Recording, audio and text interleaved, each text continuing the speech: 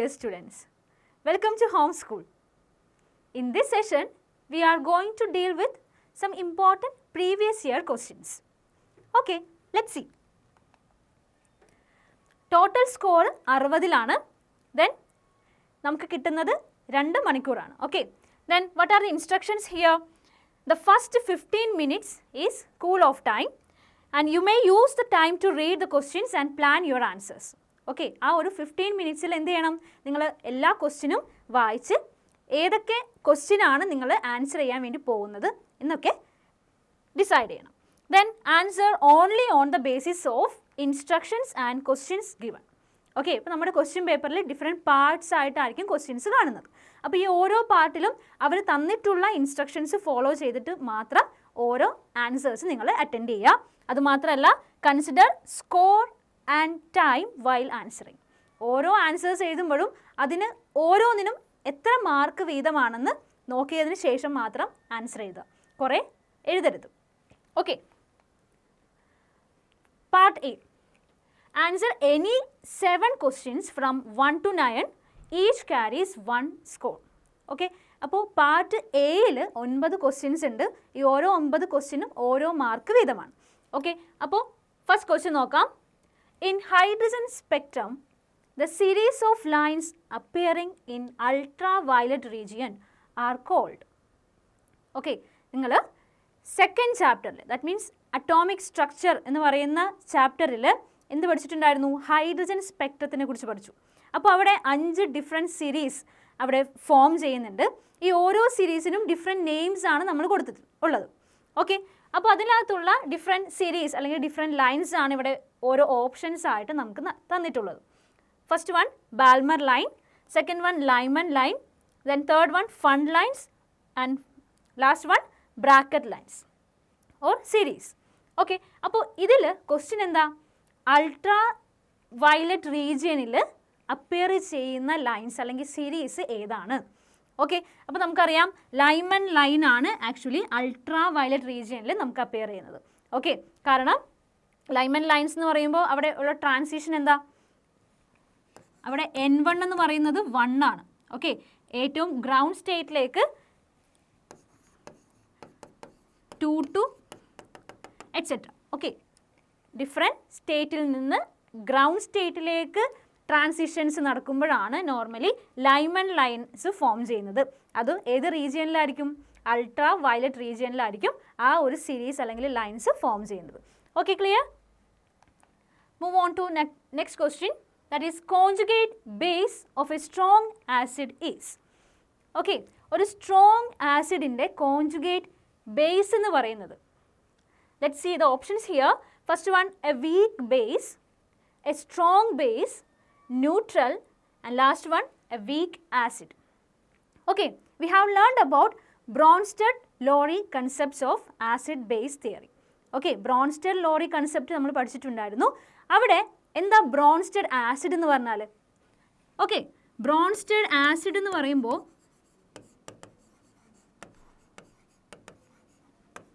അവരെന്താ ചെയ്യുന്നത്? H പ്ലസിനെ donate ചെയ്യും, or we can say H plus donors. ഇപ്പോൾ ബ്രോൺസ്റ്റഡ് ആസിഡ്സ് എല്ലാം തന്നെ H പ്ലസ് ഡോണേഴ്സ് ആയിരിക്കും.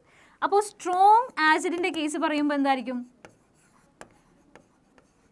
ദേ are capable of donating H plus ion readily. Okay, H plus അയോണിനെ എന്ത് ചെയ്യുന്നുണ്ട്? ആ ഒരു സൊല്യൂഷനിലേക്ക് ഡൊണേറ്റ് ചെയ്യാൻ കേപ്പബിൾ ആയിട്ടുള്ള അല്ലെങ്കിൽ സ്ട്രോങ് ആയിട്ടുള്ള സ്പീഷീസിനെല്ലാം തന്നെ നമുക്ക് സ്ട്രോങ് ആസിഡ്സ് എന്ന് പറയാം.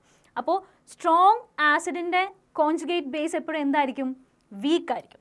Okay, so here option A is the correct answer. That means the conjugate base of a strong acid is A weak base. Okay, and then third question. Which of the elements show least value of ionisation energies in each periods? Okay, which of the elements show least value of ionization energies in each period? Okay, what do you mean by the term ionization enthalpy? Okay, എന്താ ionization enthalpy എന്ന് പറഞ്ഞാൽ?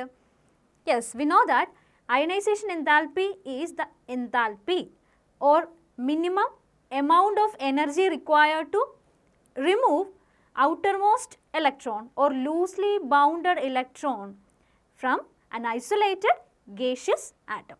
Okay, ഒരു isolated ആയിട്ടുള്ള gaseous ആറ്റത്തിൽ loosely bounded ആയിട്ടുള്ള ഇലക്ട്രോണിനെ remove ചെയ്യാൻ വേണ്ടിയിട്ട് വേണ്ട ഏറ്റവും ചെറിയ എമൗണ്ട് ഓഫ് എനർജീനെയാണ് നമ്മൾ എന്ത് പറയുന്നത്, അയണൈസേഷൻ എൻതാൽപ്പി എന്ന് പറയുന്നത്.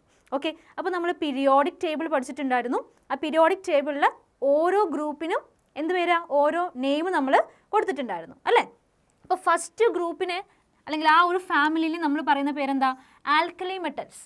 ഓക്കെ, സെക്കൻഡ് ഗ്രൂപ്പ് എലമെൻസിനെ commonly known as alkaline earth metals. Okay, then what about noble gases? Noble gases എന്ന് പറയുമ്പോൾ ഇനേർട്ട് ഗ്യാസസ് ആണ്. ദാറ്റ് മീൻസ് പീരിയോഡിക് ടേബിളിൽ 18th ഗ്രൂപ്പ് എലമെൻറ്റ്സ് ആണ് അവരെല്ലാം. ഓക്കെ, ദെൻ ഹാലോജൻസ് എന്ന് പറയുമ്പോൾ 17th ഗ്രൂപ്പ് എലമെൻറ്റ്സാണ്. ഓക്കെ, അപ്പോൾ ആ ഒരു ഫാമിലീനെ നമുക്ക് ഹാലോജൻ ഫാമിലി എന്ന് പറയും.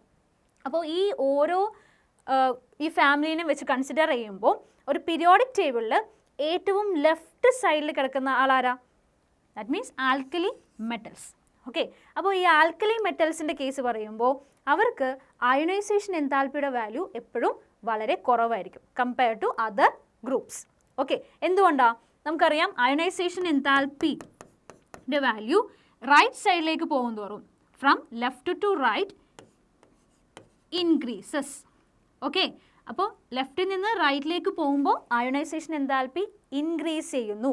ദാറ്റ് മീൻസ് ഏറ്റവും ലെഫ്റ്റ് സൈഡിൽ കാണുന്ന ഗ്രൂപ്പ് 1 ആയിട്ടുള്ള ആൽക്കലി മെറ്റൽസിനെ സംബന്ധിച്ച് നമുക്ക് കിട്ടുന്ന അയണൈസേഷൻ എൻതാൽപ്പി ലീസ്റ്റ് ആയിരിക്കും. ഓക്കെ, അപ്പോൾ ഇവിടെ കറക്റ്റ് ആൻസർ ഏതാണ്? That is option B, alkali metals. Okay, clear? Fourth question.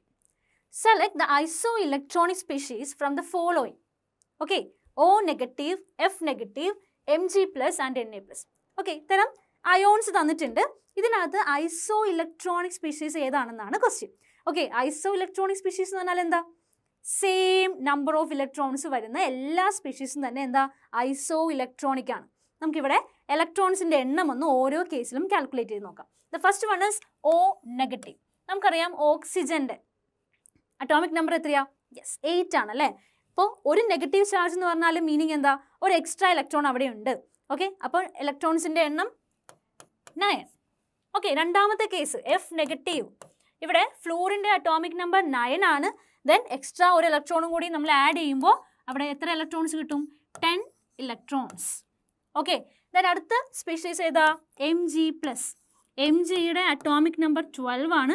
അവിടെ ഒരു ഇലക്ട്രോൺ അവിടെ നിന്ന് എന്തായി, റിമൂവ് ആയിപ്പോയി അല്ലേ. ദാറ്റ് ഈസ് ഒരു പോസിറ്റീവ് ചാർജ് ഉണ്ട്.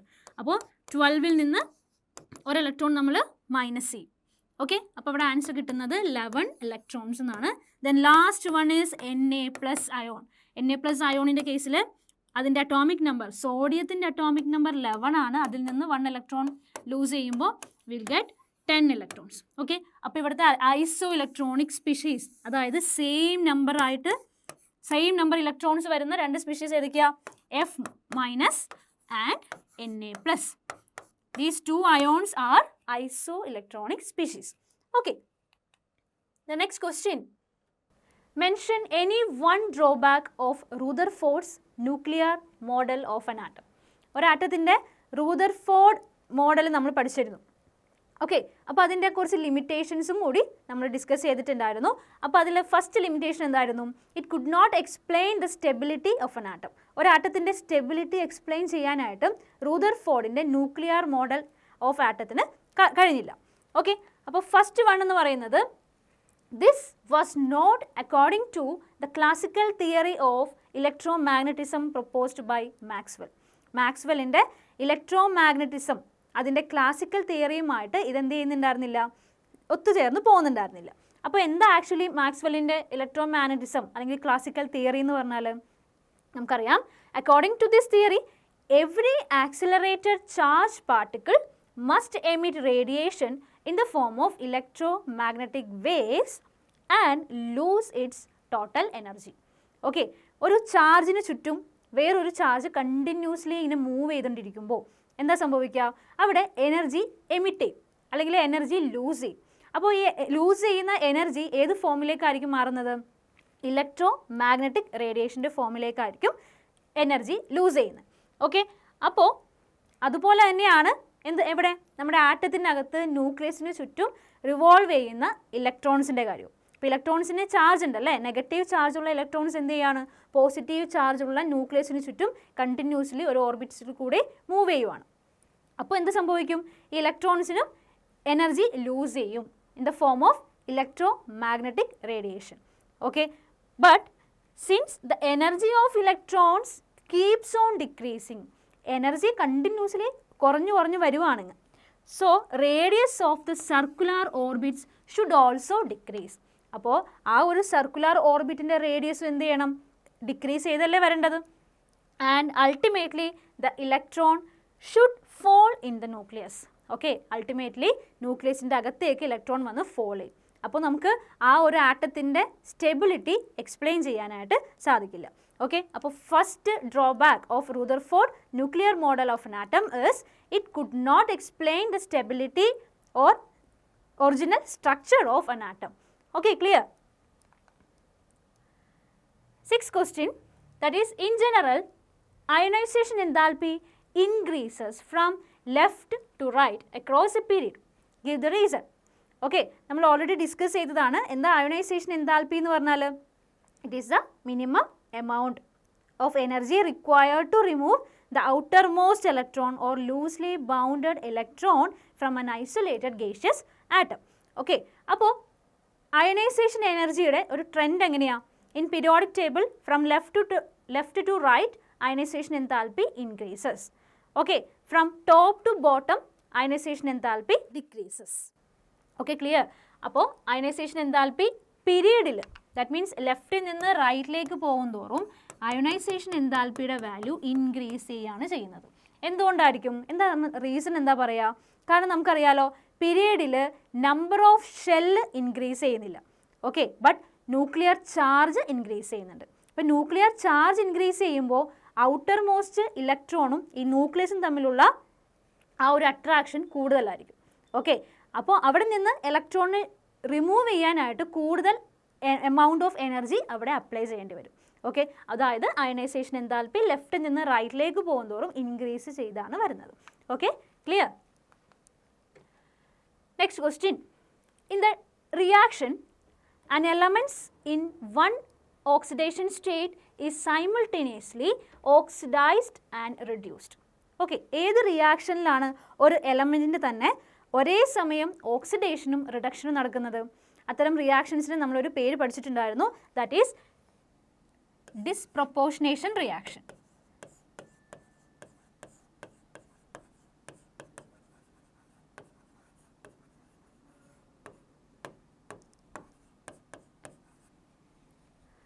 Okay, next one, delocalization of electrons involving sigma bond is known as. Okay, sigma bondile ഇലക്ട്രോൺസിൻ്റെ ഡീലോക്കലൈസേഷൻ വഴി ഉണ്ടാകുന്ന ആ ഒരു എഫക്റ്റിനെ പറയുന്ന പേരെന്താ? That is hyperconjugation. Okay, അപ്പോൾ അതിൻ്റെ answer hyperconjugation. Hyperconjugation ഒരു സിഗ്മ ബോണ്ടും അല്ലെങ്കിൽ സിഗ്മ ബോണ്ടഡ് ആയിട്ടുള്ള ഇലക്ട്രോൺസും പൈ ബോണ്ടഡ് ആയിട്ടുള്ള ഇലക്ട്രോൺസും തമ്മിൽ അടുത്തടുത്ത് വരുമ്പോൾ, അഡ്ജസൻറ്റ് പൊസിഷൻസിൽ വരുമ്പോൾ അവർ തമ്മിലുള്ള ഇൻട്രാക്ഷൻ വഴിയാണ് ഹൈപ്പർ കോൺജുഗേഷൻ ഉണ്ടാവുന്നത്. Okay, next one, the hydrocarbon which give benzene when passing through A red hot iron tube. Okay, ഒരു റെഡ് ഹോട്ട് അയൺ ട്യൂബിലൂടെ എന്താ പാസ് ചെയ്യുന്നത്? ഹൈഡ്രോകാർബൺ നമ്മൾ പാസ് ചെയ്യുകയാണെങ്കിൽ അവിടെ ബെൻസീനാണ് ഫോം ചെയ്യുന്നത്. ഓക്കെ, അപ്പോൾ ആ ഹൈഡ്രോ കാർബൺ ഏതായിരിക്കണം? Yes, that is acetylene. ആ ഒരു റിയാക്ഷൻ നമ്മൾ പഠിച്ചിട്ടുണ്ടല്ലേ, that is catalytic conversion reactions. Okay, here എന്താ അവിടെ നടക്കുന്ന റിയാക്ഷൻ? അസെറ്റ്ലീൻ്റെ സ്ട്രക്ചർ എങ്ങനെയാണ്? CH triple bond CH. Okay, acetylene or ethyne. Okay, 3 molecules of acetylene എന്താ സംഭവിക്കുന്നത്? റെഡ് ഹോട്ട് അയൺ ട്യൂബിലൂടെ പാസ് ചെയ്യുന്നു. അപ്പോൾ നമുക്കവിടെ ഫോം ചെയ്യുന്നത് ബെൻസീൻ ആയിരിക്കും. ഓക്കെ, ഈ 3 അസെറ്റ്ലീൻ മോളിക്യൂൾ തമ്മിൽ കമ്പൈൻ ചെയ്ത് ബെൻസീൻ അവിടെ ഫോം ചെയ്യുന്നു, ദാറ്റ് ഈസ് C6H6. ഓക്കെ, അപ്പോൾ ആ ഹൈഡ്രോ കാർബണിൻ്റെ പേര് acetylene. Next question, part B. Okay, part ബിയിൽ 10 to 22 ക്വസ്റ്റ്യൻസിൽ 10 ക്വസ്റ്റ്യൻസ് ആണ് നിങ്ങൾ ആൻസർ ചെയ്യേണ്ടത്. ആ ഓരോ ക്വസ്റ്റ്യൻസിനും 2 മാർക്ക് വെച്ചിട്ടായിരിക്കും നിങ്ങൾക്ക് കിട്ടുന്നത്. Okay, 10th question, development of periodic table have made the study of elements and their compounds easier. Okay, A part, state the modern periodic law. Second one, what would be the IUPAC name of the element with atomic number 114? Okay, so first question endana modern periodic law endana. Okay, the physical and chemical properties of an element, which is the periodic functions of their atomic number. Okay, physical and chemical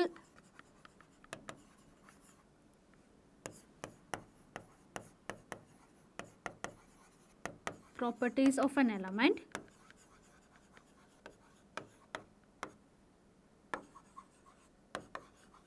are the periodic function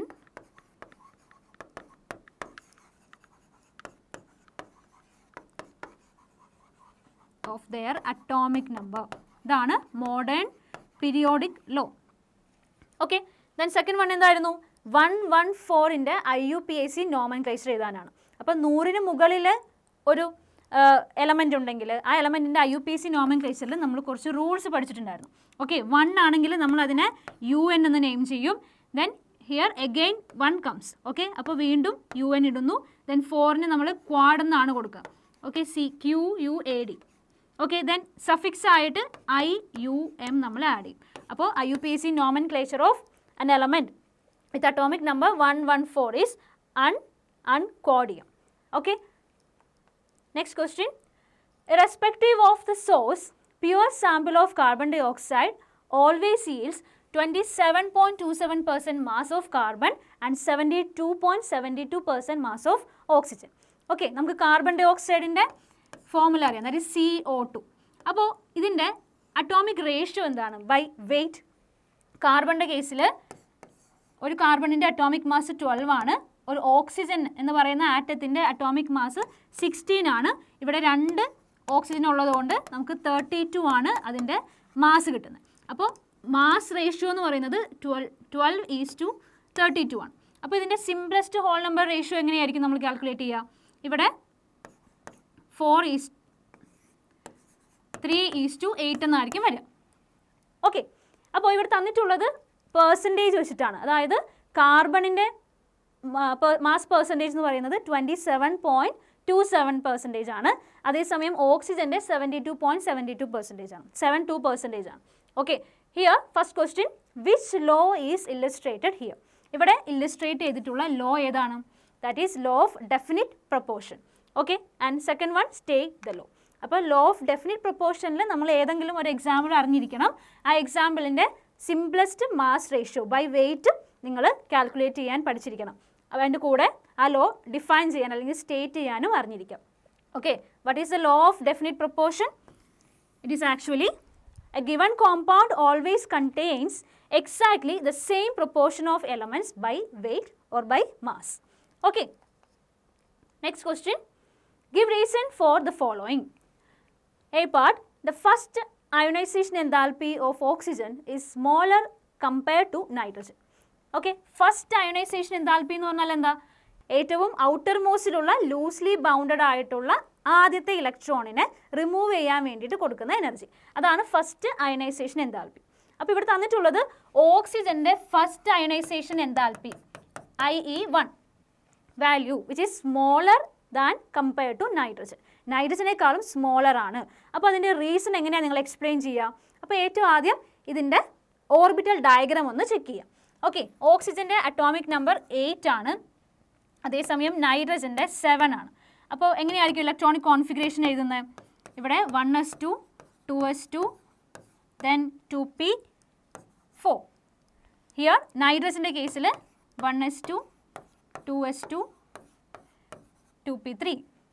okay, then orbital diagram വരച്ച് നോക്കുമ്പോൾ നമ്മളെപ്പോഴും outer most shell മാത്രമാണ് consider ചെയ്യുന്നത്. Okay, ഇപ്പോൾ 2s2 2p4ൻ്റെ കേസിൽ 2s, ഇവിടെ 2p.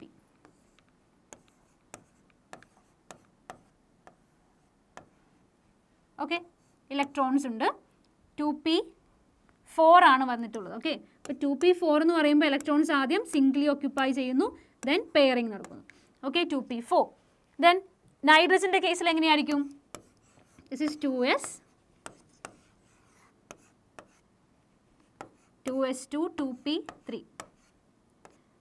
Okay, അപ്പോൾ ഇതിൽ നിന്ന് തന്നെ ക്ലിയർ ആണ്, നൈട്രജൻ്റെ കേസിൽ ഹാഫ് ഫിൽഡ് ആയിട്ടുള്ള ഇലക്ട്രോൺസ് ഉണ്ട്. ഓക്കെ, ഈ 3 ഡീജനറേറ്റ് ഓർബിറ്റലിലും ഹാഫ് ഫിൽഡ് ആയിട്ടുള്ള ഇലക്ട്രോൺസ് ആണുള്ളത്. അതേസമയം ഓക്സിജൻ്റെ കേസിലോ 2 എണ്ണം മാത്രമേ ഉള്ളൂ ഹാഫ് ഫിൽ. ഓക്കെ, അപ്പോൾ ഇതിനകത്ത് കൂടുതൽ സ്റ്റേബിൾ ആയിട്ട് നമ്മൾ പറയുന്നത് നൈട്രജൻ്റെ കേസാണ്. Okay, half fill, completely half filled ആയിട്ടുള്ള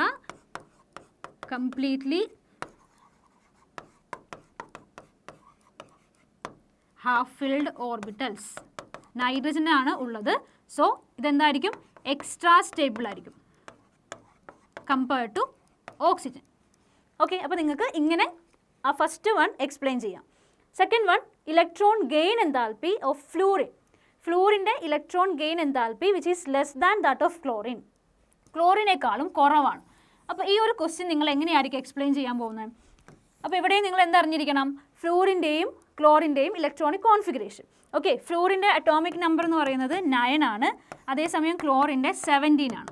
അപ്പോൾ ഇലക്ട്രോണിക് കോൺഫിഗറേഷൻ എഴുതുമ്പോൾ fluorine 1s2 2s2 2p6 2p5. Here ക്ലോറിൻ്റെ കേസിൽ 1s2 2s2 2p6 3s2 3p5. Okay, അപ്പോൾ ഇവിടെ ഔട്ടർ മോസ്റ്റ് ഇലക്ട്രോൺ എൻ്റർ ചെയ്യുന്നത് 2p ഓർബിറ്റലിലാണ് in the case of fluorine. Okay, അതേസമയം ക്ലോറിൻ്റെ കേസിൽ 3p ഓർബിറ്റലിലേക്കാണ് ഔട്ടർ മോസ്റ്റ് ഇലക്ട്രോൺ എൻ്റർ ചെയ്യുന്നത്. ഇവിടെ ചോദിച്ചിട്ടുള്ളത് ഇലക്ട്രോൺ ഗെയിൻ എൻതാൽപ്പിയാണ്. അതായത് ഓരോ ഇലക്ട്രോണിനെ ഇതിലേക്ക് നമ്മൾ ആഡ് ചെയ്യുമ്പോൾ അവിടെ ലിബറേറ്റ് ചെയ്യുന്ന എനർജി. ഓക്കെ, അപ്പോൾ ഫ്ലൂറിൻ്റെ കേസിൽ അത് കുറവാണ്. എന്തുകൊണ്ടാണ് കുറവ് വരാൻ കാരണം? കാരണം ഇവിടെ 2p ഓർബിറ്റലാണ്, ഇവിടെ 3p ഓർബിറ്റലാണ്. ഇപ്പോൾ 2pയും 3pയും വെച്ച് കമ്പയർ ചെയ്യുമ്പോൾ 3p orbital which is larger than 2p.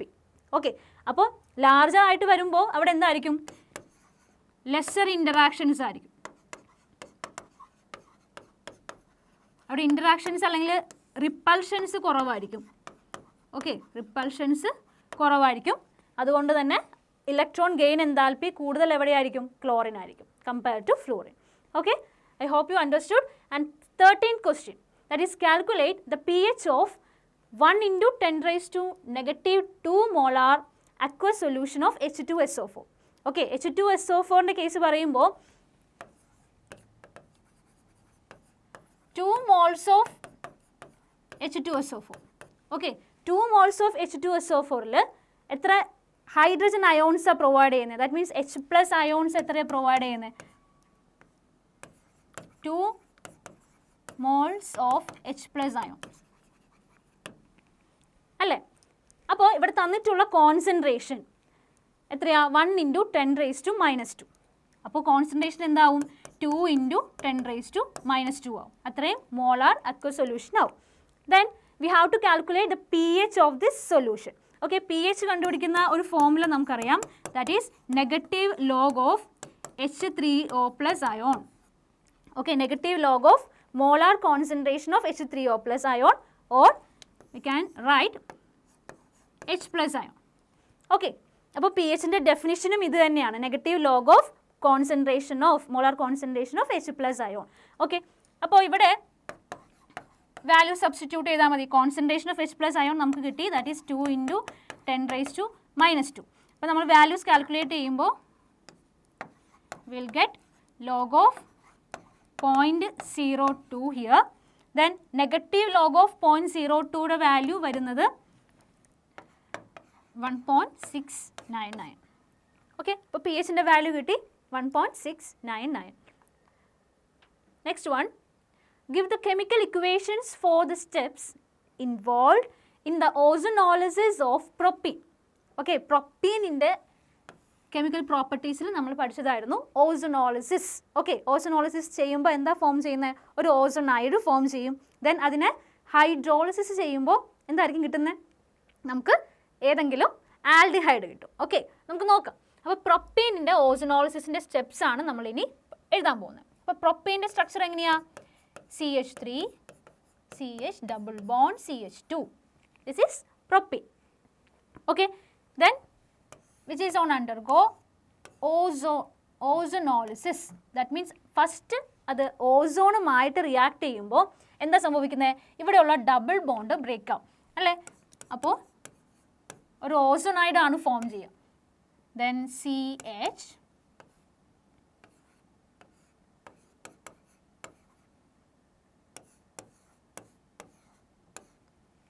Okay, ഒരു ഇൻ്റർമീഡിയറ്റ് ആദ്യം ഫോം ചെയ്യുന്നു. ആ ഇൻ്റർമീഡിയറ്റിൻ്റെ പേരാണ് ozonides. Then which is undergo zinc hydrolysis. Hydrolysis ചെയ്ത് കഴിയുമ്പോൾ എന്താ സംഭവിക്കുന്നത്? ഇവിടെയുള്ള ഈ ഒരു ബോണ്ട് ബ്രേക്ക് ആവുന്നു. ഓക്കെ, അപ്പോൾ നമുക്ക് കിട്ടുന്ന പ്രൊഡക്റ്റ് ഏതായിരിക്കും?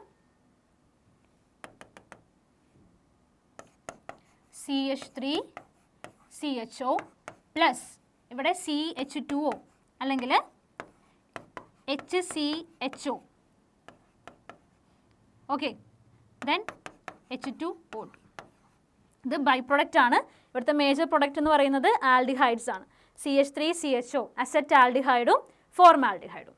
ഓക്കെ, അപ്പോൾ ഇതാണ് ഇവിടെയുള്ള important steps. Next one, the water solutions of the ionic compounds KCl, CH3COOK and ammonium chloride show different pH value. Identify the acidic, basic and neutral solution among these. അപ്പോൾ ഈ തന്നിട്ടുള്ള ionic കോമ്പൗണ്ട്സിൽ acidic ഏതാണ്, basic ഏതാണ്, neutral ഏതാണെന്ന് നിങ്ങൾ identify ചെയ്യണം. Okay, അപ്പോൾ ഫസ്റ്റ് അയോണിക് കോമ്പൗണ്ട് ഏതാ? KCl ആണ്. ഓക്കെ, ആക്ച്വലി ഈ KCl എന്ന് പറയുന്ന ionic compound which is formed by the combination of a strong base like KOH with a strong acid HCl. അപ്പോൾ ഈ കേസിൽ ഇതും സ്ട്രോങ് ആണ്, സ്ട്രോങ് ബേസ് ആണ്, ഇത് സ്ട്രോങ് ആസിഡ് ആണ്. ഇപ്പോൾ സ്ട്രോങ് ബേസും സ്ട്രോങ് ആസിഡും ആണ് ഉള്ളതെങ്കിൽ ആ ഒരു സൊല്യൂഷൻ്റെ കേസ് എന്തായിരിക്കും? ന്യൂട്രൽ ആയിരിക്കും. ദാറ്റ് മീൻസ് അതിൻ്റെ pH വാല്യൂ എന്തായിരിക്കും? Which is equal to 7. Okay, then അടുത്ത സ്റ്റെപ്പ് നോക്കുമ്പോൾ അല്ലെങ്കിൽ CH3COOK ആ കേസാണ് നമ്മൾ ഡിസ്കസ് ചെയ്യുന്നതെങ്കിൽ this ionic compound is formed by the combination of an acetic acid and KOH. Okay, acetic acid എന്ന് പറയുമ്പോൾ CH3COOH. ഓക്കെ, അത് വീക്ക് ആസിഡ് ആണ്. ദെൻ KOH എന്ന് പറയുന്നത് ഒരു സ്ട്രോങ് ബേസ് ആണ് അഗെയിൻ.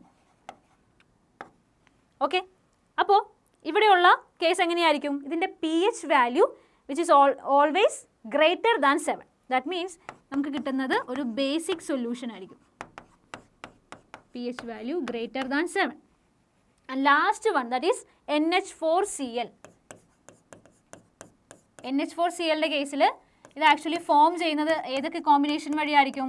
അമോണിയം ഹൈഡ്രോക്സൈഡും HClഉം വഴി. ഓക്കെ, ഇവിടെ HCl എന്ന് പറയുന്നത് ഒരു സ്ട്രോങ് ആസിഡ് ആണ്. ഓക്കെ, അമോണിയം ഹൈഡ്രോക്സൈഡ് എന്ന് പറയുന്നത് ഒരു വീക്ക് ബേസ് ആണ്.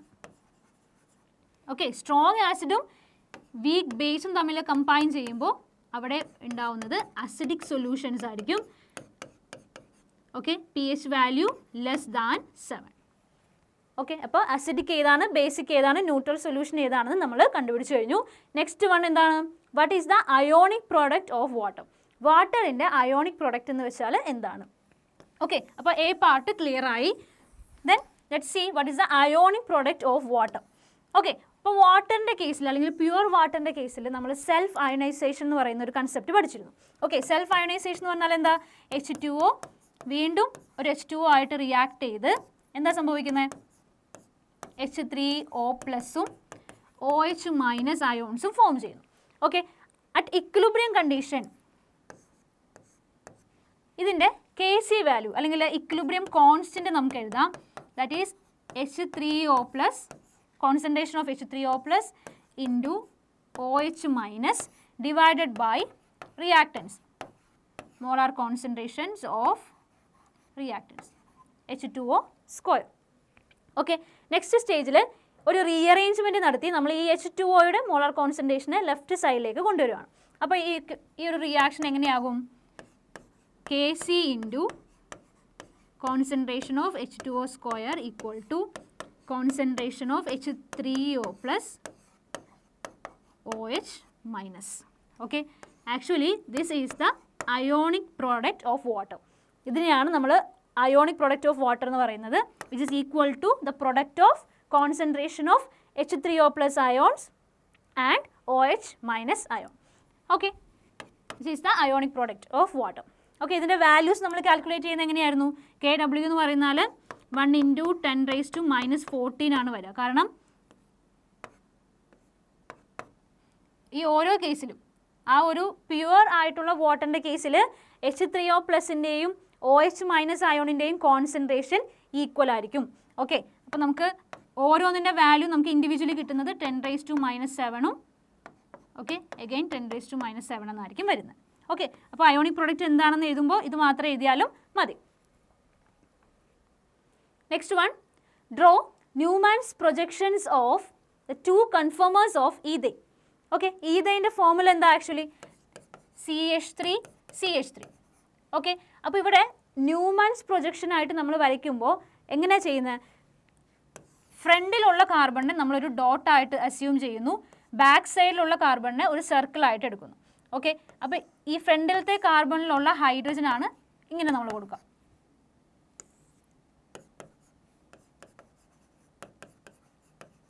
ഓക്കെ, അപ്പോൾ ന്യൂമാൻസ് പ്രൊജക്ഷൻസ് അനുസരിച്ചിട്ട് 2 കൺഫർമേഷൻസ് ആണ് നമ്മൾ വരക്കുക.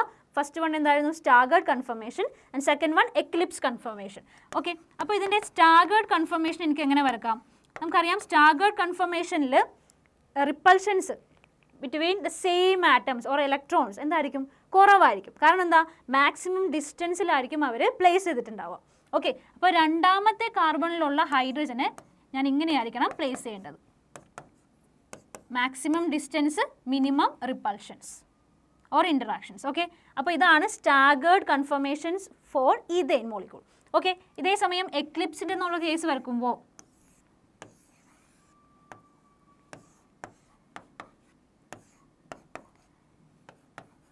വ്യൂവറിൻ്റെ അടുത്തേക്കുള്ള കാർബണിലുള്ള 3 ഹൈഡ്രജൻ നമ്മൾ വരച്ചു. ദെൻ ബാക്ക് സൈഡിലുള്ള ഹൈഡ്രജൻ ആറ്റം അല്ലെങ്കിൽ രണ്ടാമത്തെ കാർബണിലുള്ള ഹൈഡ്രജൻ ആറ്റമാണ് ഇങ്ങനെ നമ്മൾ വരക്കുക. ഓക്കെ, ഇത് എക്ലിപ്സ്ഡ് അറേഞ്ച്മെൻ്റ് ആണ് ഓർ എക്ലിപ്സ്ഡ് കൺഫർമേഷൻ. ഓക്കെ, ഇവിടെ റിപ്പൾഷൻസ് കൂടുതലായിരിക്കും. കാരണം ഇവിടെയുള്ള 2 കാർബൺ ആറ്റത്തിലുള്ള ഹൈഡ്രജൻ ആറ്റം തമ്മിലുള്ള ഡിസ്റ്റൻസ് കുറവാണ്, അല്ലെങ്കിൽ അവർ തമ്മിൽ ഇൻറ്ററാക്ഷൻസ് കൂടുതലായിരിക്കും, അല്ലെങ്കിൽ റിപ്പൾഷൻസ് കൂടുതലായിരിക്കും. സോ സ്റ്റാഗേർഡ് അറേഞ്ച്മെൻ്റ് ആയിരിക്കും കുറച്ച് കൂടുതൽ സ്റ്റേബിൾ ആയിട്ട് വരുന്നത്. ഓക്കെ, അപ്പോൾ ഈ ക്വസ്റ്റ്യൻ ക്ലിയർ ആയി. Next one, lithium shows A diagonal relationship between with magnesium. Okay, നമ്മൾ ഡയഗണൽ റിലേഷൻഷിപ്പ് പഠിച്ചിട്ടുണ്ട്. അതിനകത്ത് ലിഥിയം ഡയഗണൽ റിലേഷൻഷിപ്പ് ആരായിട്ടായിരിക്കും കാണിക്കുന്നത്? അതിൻ്റെ തൊട്ടടുത്ത ഗ്രൂപ്പിൽ അടുത്ത പീരീഡിലുള്ള എലമെൻ്റ് ആയിട്ട്. ഓക്കെ, അപ്പോൾ ലിഥിയം ആണെങ്കിൽ ലിഥിയത്തിൻ്റെ തൊട്ടടുത്ത ഗ്രൂപ്പിൽ രണ്ടാമത്തെ എലമെൻ്റ് എന്ന് പറയുന്നത് മെഗ്നീഷ്യമാണ്. So they show similar properties. കാരണം ലിഥിയം അയോൺസിൻ്റെ അല്ലെങ്കിൽ Mg2+ അയോൺസിൻ്റെ ഇതിൻ്റെ സൈസ് അല്ലെങ്കിൽ അയോണിക് റേഡിയസ് സിമിലർ ആണ്. അപ്പോൾ അതുകൊണ്ട് തന്നെ അവർ കാണിക്കുന്ന ഫിസിക്കൽ ആൻഡ് കെമിക്കൽ പ്രോപ്പർട്ടീസും സിമിലർ ആയിരിക്കും. Okay, the question is give any 2 similarity between lithium and magnesium. Okay, ഇപ്പോൾ ലിഥിയവും മെഗ്നീഷ്യവും തമ്മിലുള്ള ഏതെങ്കിലും സിമിലാരിറ്റീസ് നമുക്ക് എങ്ങനെ പറയാം? First one, they are hard. Okay, first similarity എന്ന് പറയുന്നത് they are hard in nature. And second one, they do not form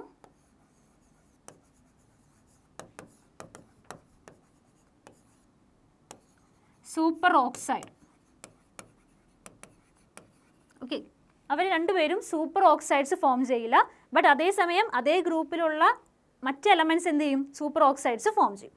okay, അപ്പോൾ they are hard in nature and they do not form super oxide. These are the similarities between magnesium and lithium. Okay, next question, calculate the wave number of radiation due to transition of an electron from 4th to 2nd orbit of hydrogen atom. Okay, hydrogen ആറ്റത്തിലുള്ള electronic transition ആണ് തന്നിട്ടുള്ളത്. Okay, 4th നിന്ന് 2nd ഓർബിറ്റിലേക്കുള്ള electronic transition. അപ്പോൾ ആ സമയത്ത് ഉള്ള wave number calculate ചെയ്യാനാണ് question. Okay, നമുക്കറിയാം wave number which is a reciprocal of wave length, right? So wave number is a reciprocal of wave length. Okay, and also by Rydberg equation. Okay, എന്താ Rydberg equation എന്ന് പറഞ്ഞാൽ wave number അല്ലെങ്കിൽ wave length calculate ചെയ്യാനുള്ള ഒരു equation ആണ് Rydberg equation. Okay, Rydberg equation mu bar equal to rz square into 1 by n1 square minus 1 by n2 square. Okay, ഇതാണ് Rydberg equation. അപ്പോൾ ഇവിടെ R എന്ന് പറഞ്ഞാൽ എന്താ? Rydberg constant. Z എന്ന് പറഞ്ഞാൽ അറ്റോമിക് നമ്പർ. ഇവിടെ ഹൈഡ്രജൻ്റെ കേസാണ് ചോദിച്ചിട്ടുള്ളത് അല്ലേ? അപ്പോൾ ഹൈഡ്രജൻ്റെ കേസിൽ 1 ആണ് അറ്റോമിക് നമ്പർ വരിക. ദെൻ N1ഉം N2 എന്താ? ആ ഇലക്ട്രോണിക് ട്രാൻസിഷൻ നടക്കുമ്പോൾ ഉള്ള സ്റ്റേറ്റ്സുകൾ. ഓക്കെ, N1 എന്ന് പറയുന്നത് എന്താ? 4. ദെൻ N2 എന്ന് പറയുന്നത് സെക്കൻഡ് വൺ. ഓക്കെ, അപ്പോൾ RH-ൻ്റെ വാല്യൂ ഇവിടെ ക്വസ്റ്റ്യനിൽ പ്രൊവൈഡ് ചെയ്തിട്ടുണ്ട്. That is 109677 centimetre inverse.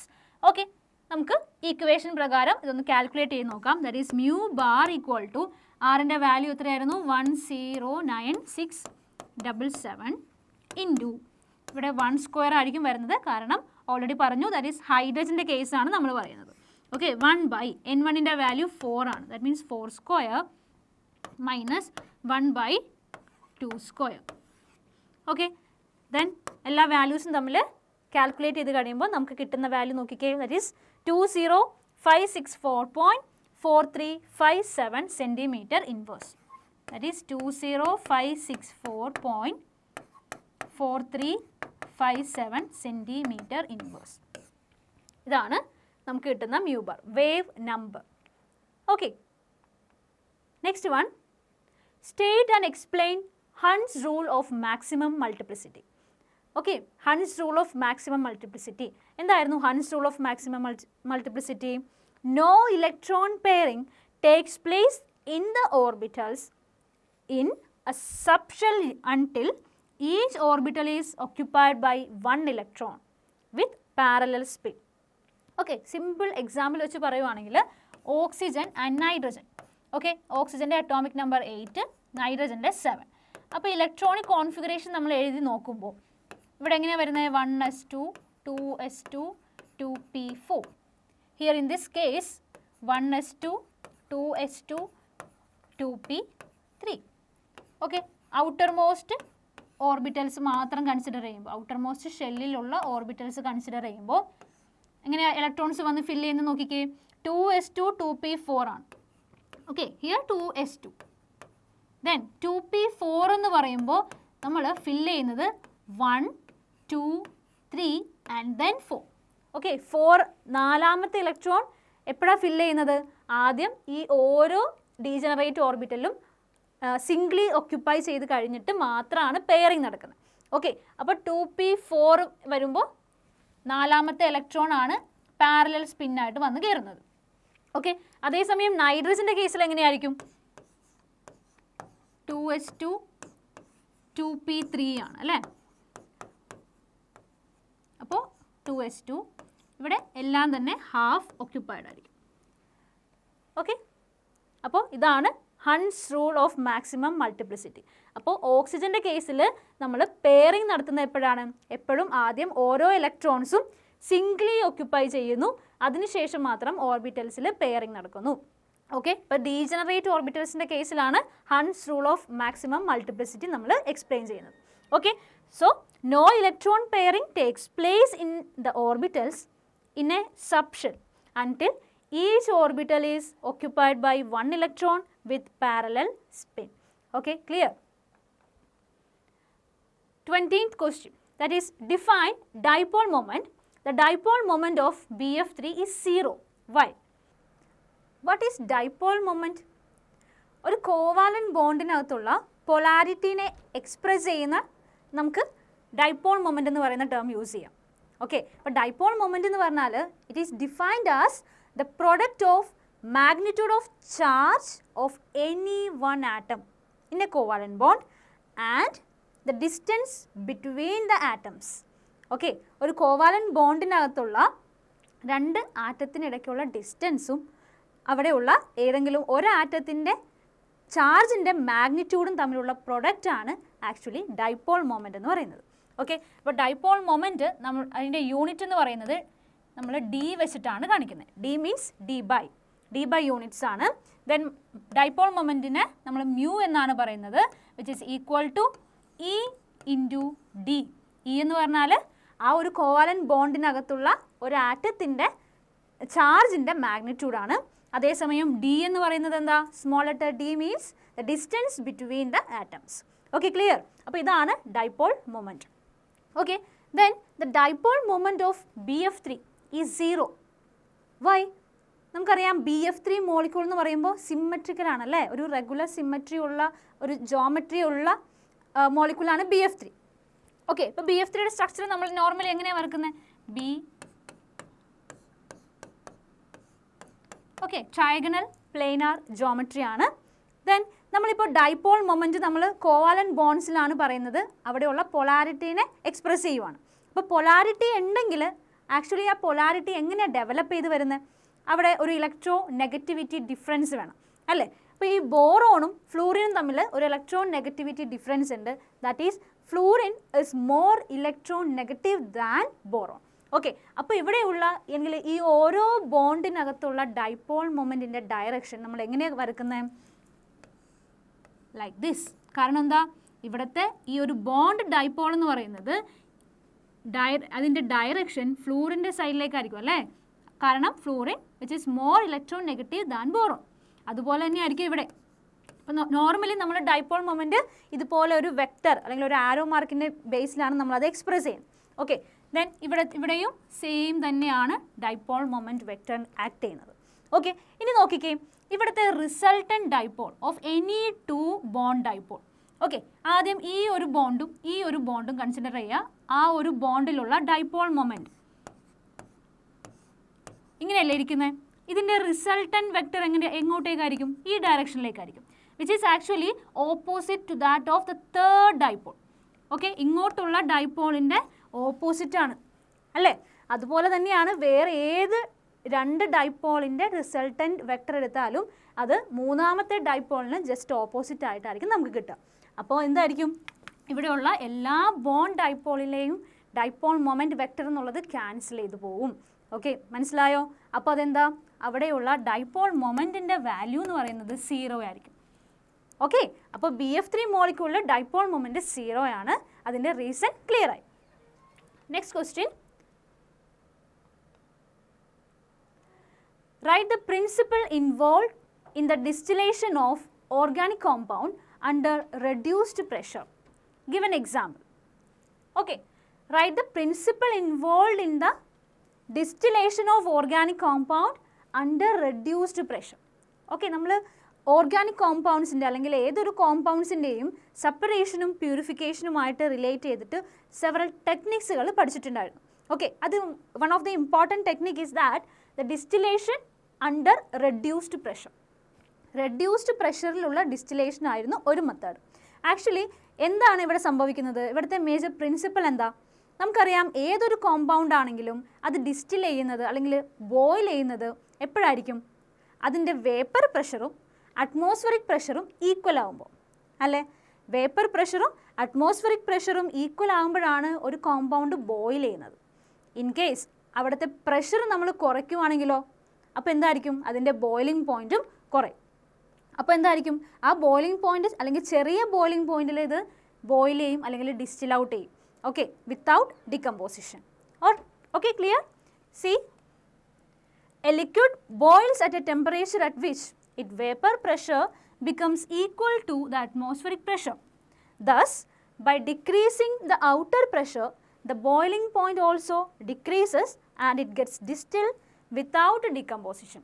It is the principle behind distillation under reduced pressure. Okay, clear? So, ഇതിനൊരു എക്സാമ്പിൾ പറയുവാണെങ്കിൽ ഒരു ഇമ്പോർട്ടൻറ്റ് ഓർഗാനിക് കോമ്പൗണ്ട് ആണ് glycerol.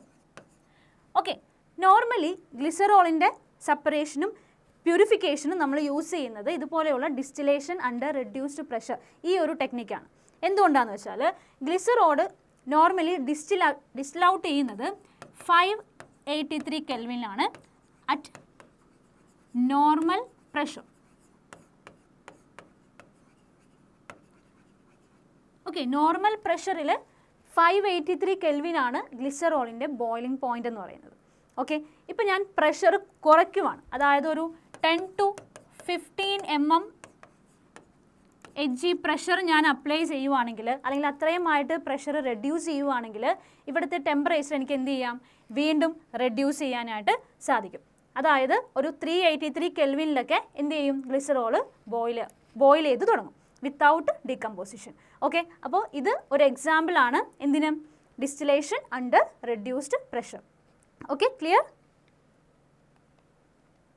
Move on to the next question, that is give the structure of the following compounds. തന്നിട്ടുള്ള കോമ്പൗണ്ട്സിൻ്റെ structure എഴുതാനാണ് first question. 4-chloro-2-methyl pentane. Okay, അപ്പോൾ ഏതൊരു കോമ്പൗണ്ടിൻ്റെ IUPAC nomenclature തന്നിട്ടുണ്ടെങ്കിലും നിങ്ങൾ ഏറ്റവും ആദ്യം അവിടുത്തെ പാരൻറ്റ് ചെയിൻ ആണ് എഴുതേണ്ടത്. നോക്കിക്കേ, ഇവിടെ പെൻറ്റെയിൻ എന്നുണ്ട് അല്ലേ, ദാറ്റ് മീൻസ് നമ്മുടെ പാരൻറ്റ് ചെയിനിൽ 5 കാർബൺ ആറ്റംസ് ഉണ്ടാവും. ഓക്കെ, അപ്പോൾ അതിൻ്റെ സ്ട്രക്ചർ എങ്ങനെയായിരിക്കും എഴുതുക, 1, 2, 3, 4 and 5.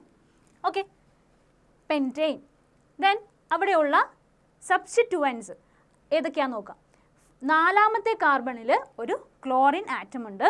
ദെൻ 2ാമത്തെ കാർബണിൽ ഒരു മീഥൈൽ ഗ്രൂപ്പ് ഉണ്ട്. ഓക്കെ, അപ്പോൾ നമുക്ക് നോക്കാം, ഇവിടുന്ന് നമ്പറിങ് എവിടെ നിന്ന് വേണമെങ്കിലും പോസിബിൾ ആണ് അല്ലേ. അപ്പോൾ ഞാൻ ഇവിടെ നിന്നാണ് നമ്പറിങ് എടുക്കുന്നതെങ്കിൽ 2ാമത്തെ കാർബൺ ഇതായിരിക്കും വരിക. അപ്പോൾ 2ാമത്തെ കാർബണിൽ ഒരു methyl group as A functional group ഇവിടെ ഉണ്ട്. ദെൻ 4ാമത്തെ കാർബൺ ഇവിടെ ഒരു ക്ലോറിൻ ഗ്രൂപ്പ്. ഓക്കെ, ദെൻ എന്ത് ചെയ്യണം, അടുത്തത് വാലൻസി കംപ്ലീറ്റ് ചെയ്യുക.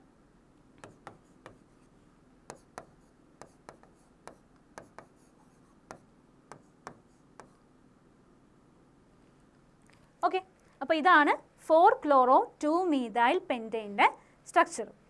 Okay, second question, 4-hydroxypentan 1-oic acid.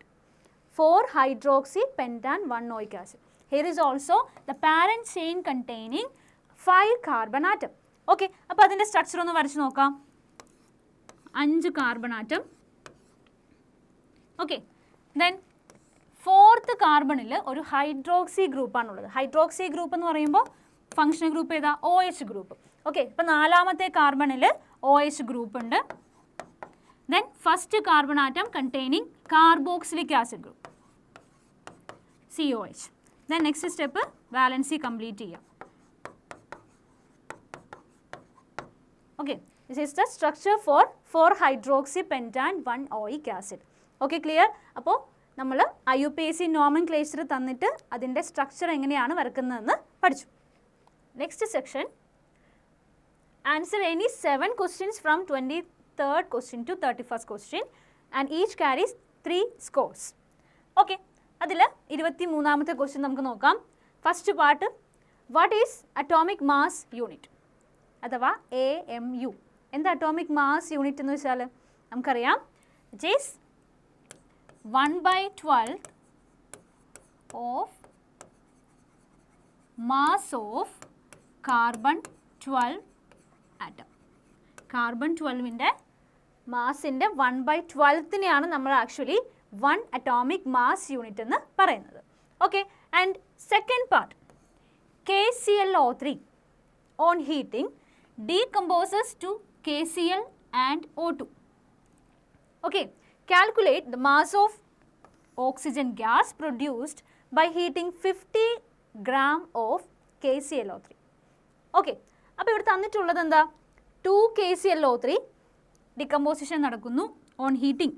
എന്താ സംഭവിക്കുന്നത്, 2 moles of KCl and 3 moles of oxygen gas. അപ്പോൾ നമുക്ക് എന്ത് ചെയ്യണം, ഏറ്റവും ആദ്യം ഇവിടെ എത്ര ഗ്രാം ആണ് പ്രൊഡ്യൂസ് ചെയ്തിട്ടുള്ളതെന്ന് നോക്കാം. ഓക്കെ, അപ്പോൾ ഇതിൻ്റെ മോളിക്കുലാർ മാസ് നമ്മൾ ആദ്യമേ കാൽക്കുലേറ്റ് ചെയ്യണം. ഓക്കെ, അപ്പോൾ നമുക്ക് തന്നിട്ടുണ്ട് മോളാർ മാസ് ഓഫ് KClO3 എത്രയാ, 122.5. ഓക്കെ, KClൻ്റെ മാത്രം മോളാർ മാസ് എന്ന് പറയുന്നത് 74.55 ഗ്രാം. ഓക്കെ, അപ്പോൾ 2 KClO3 എന്ന് പറയുമ്പോൾ എന്താകും, 2 × 122 0.5 ഗ്രാം ആയിരിക്കും. ഓക്കെ, അപ്പോൾ ആൻസർ വരുന്നത് 245 ഗ്രാം ആയിരിക്കും. 245 ഗ്രാം ഓഫ് KClO3. ഓക്കെ, അതേസമയം KClൻ്റെ കേസിൽ KClൻ്റെ മാത്രം മോളാർ മാസ് എന്ന് പറയുന്നത് 74.55 ആണ്. ഇവിടെ രണ്ടെണ്ണം ഉള്ളത് കൊണ്ട് 2 × 74.55 ഗ്രാം എന്ന് വരും. ഓക്കെ, അതേസമയം ഓക്സിജൻ മോളിക്യൂളിൻ്റെ കേസിൽ O2യുടെ കേസിൽ ഒരു ഓക്സിജൻ ആറ്റത്തിൻ്റെ അറ്റോമിക് മാസ് എന്ന് പറയുന്നത് 16 ഗ്രാം ആണ്. അങ്ങനെ ഒരു ഓക്സിജൻ മോളിക്യൂളിൻ്റെ എത്രയായിരിക്കും? 32. ഓക്കെ, അപ്പോൾ 3 × 32 എന്ന് വരും. That means 96 gram. ഓക്കെ, അപ്പോൾ നോക്കിക്കേ, 245 gram KClO3 produces 96 gram of O2 അല്ലേ? അപ്പോൾ 1 gram KClO3യോ? 1 gram KClO3 produces 96/245 gram of O2. Okay, അപ്പോൾ ക്വസ്റ്റ്യനിൽ പ്രൊവൈഡ് ചെയ്തിട്ടുണ്ട് 50 ഗ്രാം KClO3 ആണ് റിയാക്ട് ചെയ്യുന്നതെങ്കിൽ, അല്ലെങ്കിൽ 15 ഗ്രാം KClO3നെയാണ് നമ്മൾ ഹീറ്റ് ചെയ്യുന്നതെങ്കിൽ അവിടെ പ്രൊഡ്യൂസ് ചെയ്യുന്ന ഓക്സിജൻ മോളിക്യൂൾ അല്ലെങ്കിൽ ഓക്സിജൻ ഗ്യാസ് എങ്ങനെയായിരിക്കും? Therefore 50 gram of KClO3 produces 96/245 into 50 gram of O2. Okay, അപ്പോൾ ആൻസർ കാൽക്കുലേറ്റ് ചെയ്യുമ്പോൾ we will get 19.58 gram of O2. Okay, simple question ആണ്, but you have to calculate the molecular mass of each of the species in the first step. Okay, move on to the next question, that is classify the following molecule according to the type of hydrogen bond. Hydrogen bond നോക്കാനാണ് ചോദിച്ചിട്ടുള്ളത്. Okay, first molecule എന്ന് പറയുന്നത് water ആണ്. Second molecule ortho nitro phenol. Okay, അപ്പോൾ water മോളിക്യൂളിൻ്റെ structure actually എങ്ങനെ ഇരിക്കുന്നത്? ഒരു hydrogen ഇങ്ങനെയാണല്ലേ. ഈ ഓക്സിജനിൽ 2 ലോൺ പെയേഴ്സ് ഉണ്ട്.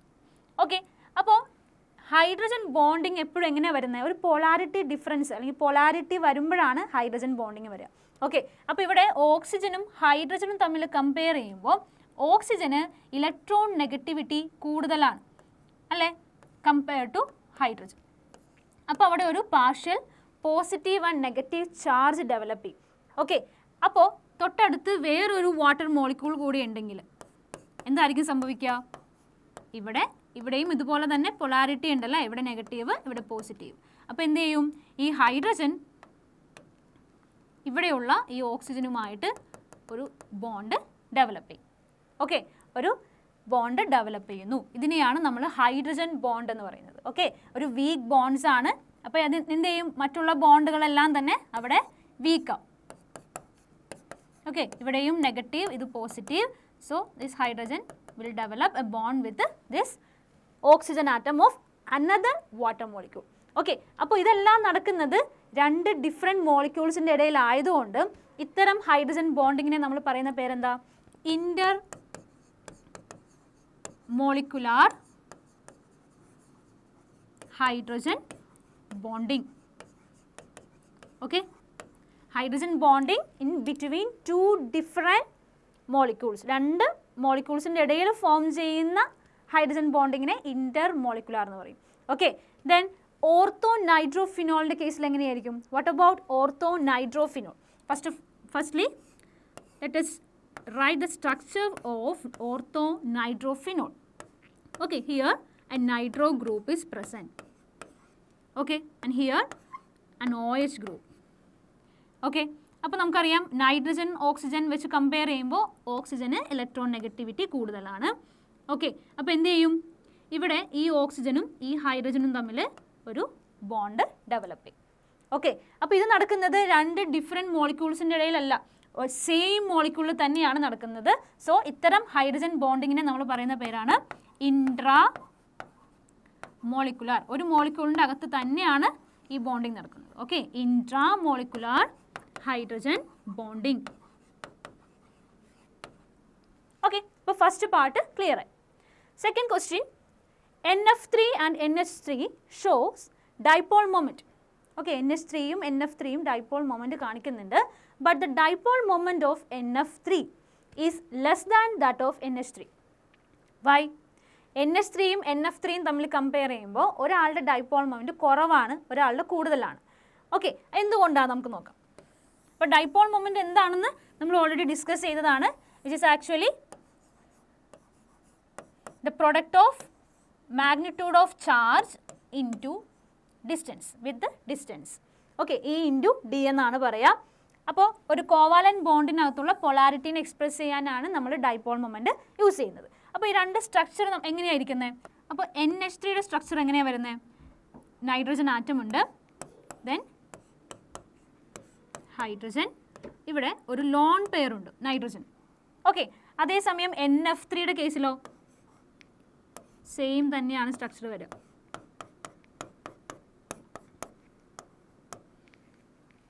ഓക്കെ, അപ്പോൾ ഇതിൻ്റെ ജോമെട്രി എന്ന് പറയുന്നത് എന്താ? പിരമിഡൽ ജോമെട്രി ആണ് അല്ലേ? ട്രയഗണൽ പിരമിഡൽ ജോമെട്രി ആണ് ഈ രണ്ട് മോളിക്യൂളിൻ്റെ കേസിലും. NH3യുടെ കേസിലും NF3യുടെ കേസിലും ട്രയഗണൽ പിരമിഡൽ ജോമെട്രി ആണ്. ദെൻ ഇവിടുത്തെ ഡൈപോൾ മൊമെൻറ്റ് വെക്ടർ നമുക്കൊന്ന് വരച്ച് നോക്കാം. ഓക്കെ, ഇവിടെ ലോൺ പെയർ ഉണ്ടല്ലേ, അതുകൊണ്ട് തന്നെ ഇവിടുത്തെ ഡൈപോൾ മൊമെൻറ്റിൻ്റെ ഡയറക്ഷൻ ഇതായിരിക്കും. ഓക്കെ, ഇവിടെയും അതുപോലെ തന്നെയായിരിക്കും ഡൈപോൾ മൊമെൻറ്റിൻ്റെ ഡയറക്ഷൻ. ബട്ട് ബോണ്ട് ഡൈപോൾസ് നമ്മൾ കൺസിഡർ ചെയ്യുമ്പോൾ നൈട്രജനും ഹൈഡ്രജനും തമ്മിൽ കമ്പയർ ചെയ്യുമ്പോൾ ആർക്കാ ഇലക്ട്രോൺ നെഗറ്റിവിറ്റി കൂടുതലുള്ളത്? നൈട്രജൻ ആണ് അല്ലേ? അപ്പോൾ ഇതിൻ്റെ ബോണ്ട് ഡൈപോളിൻ്റെ ഡയറക്ഷൻ ഇതായിരിക്കും. ബോണ്ട് ഡൈപോൾ മൊമെൻറ്റ് വെക്ടർ ഇങ്ങനെയാണ് നമ്മൾ കാണിക്കുക.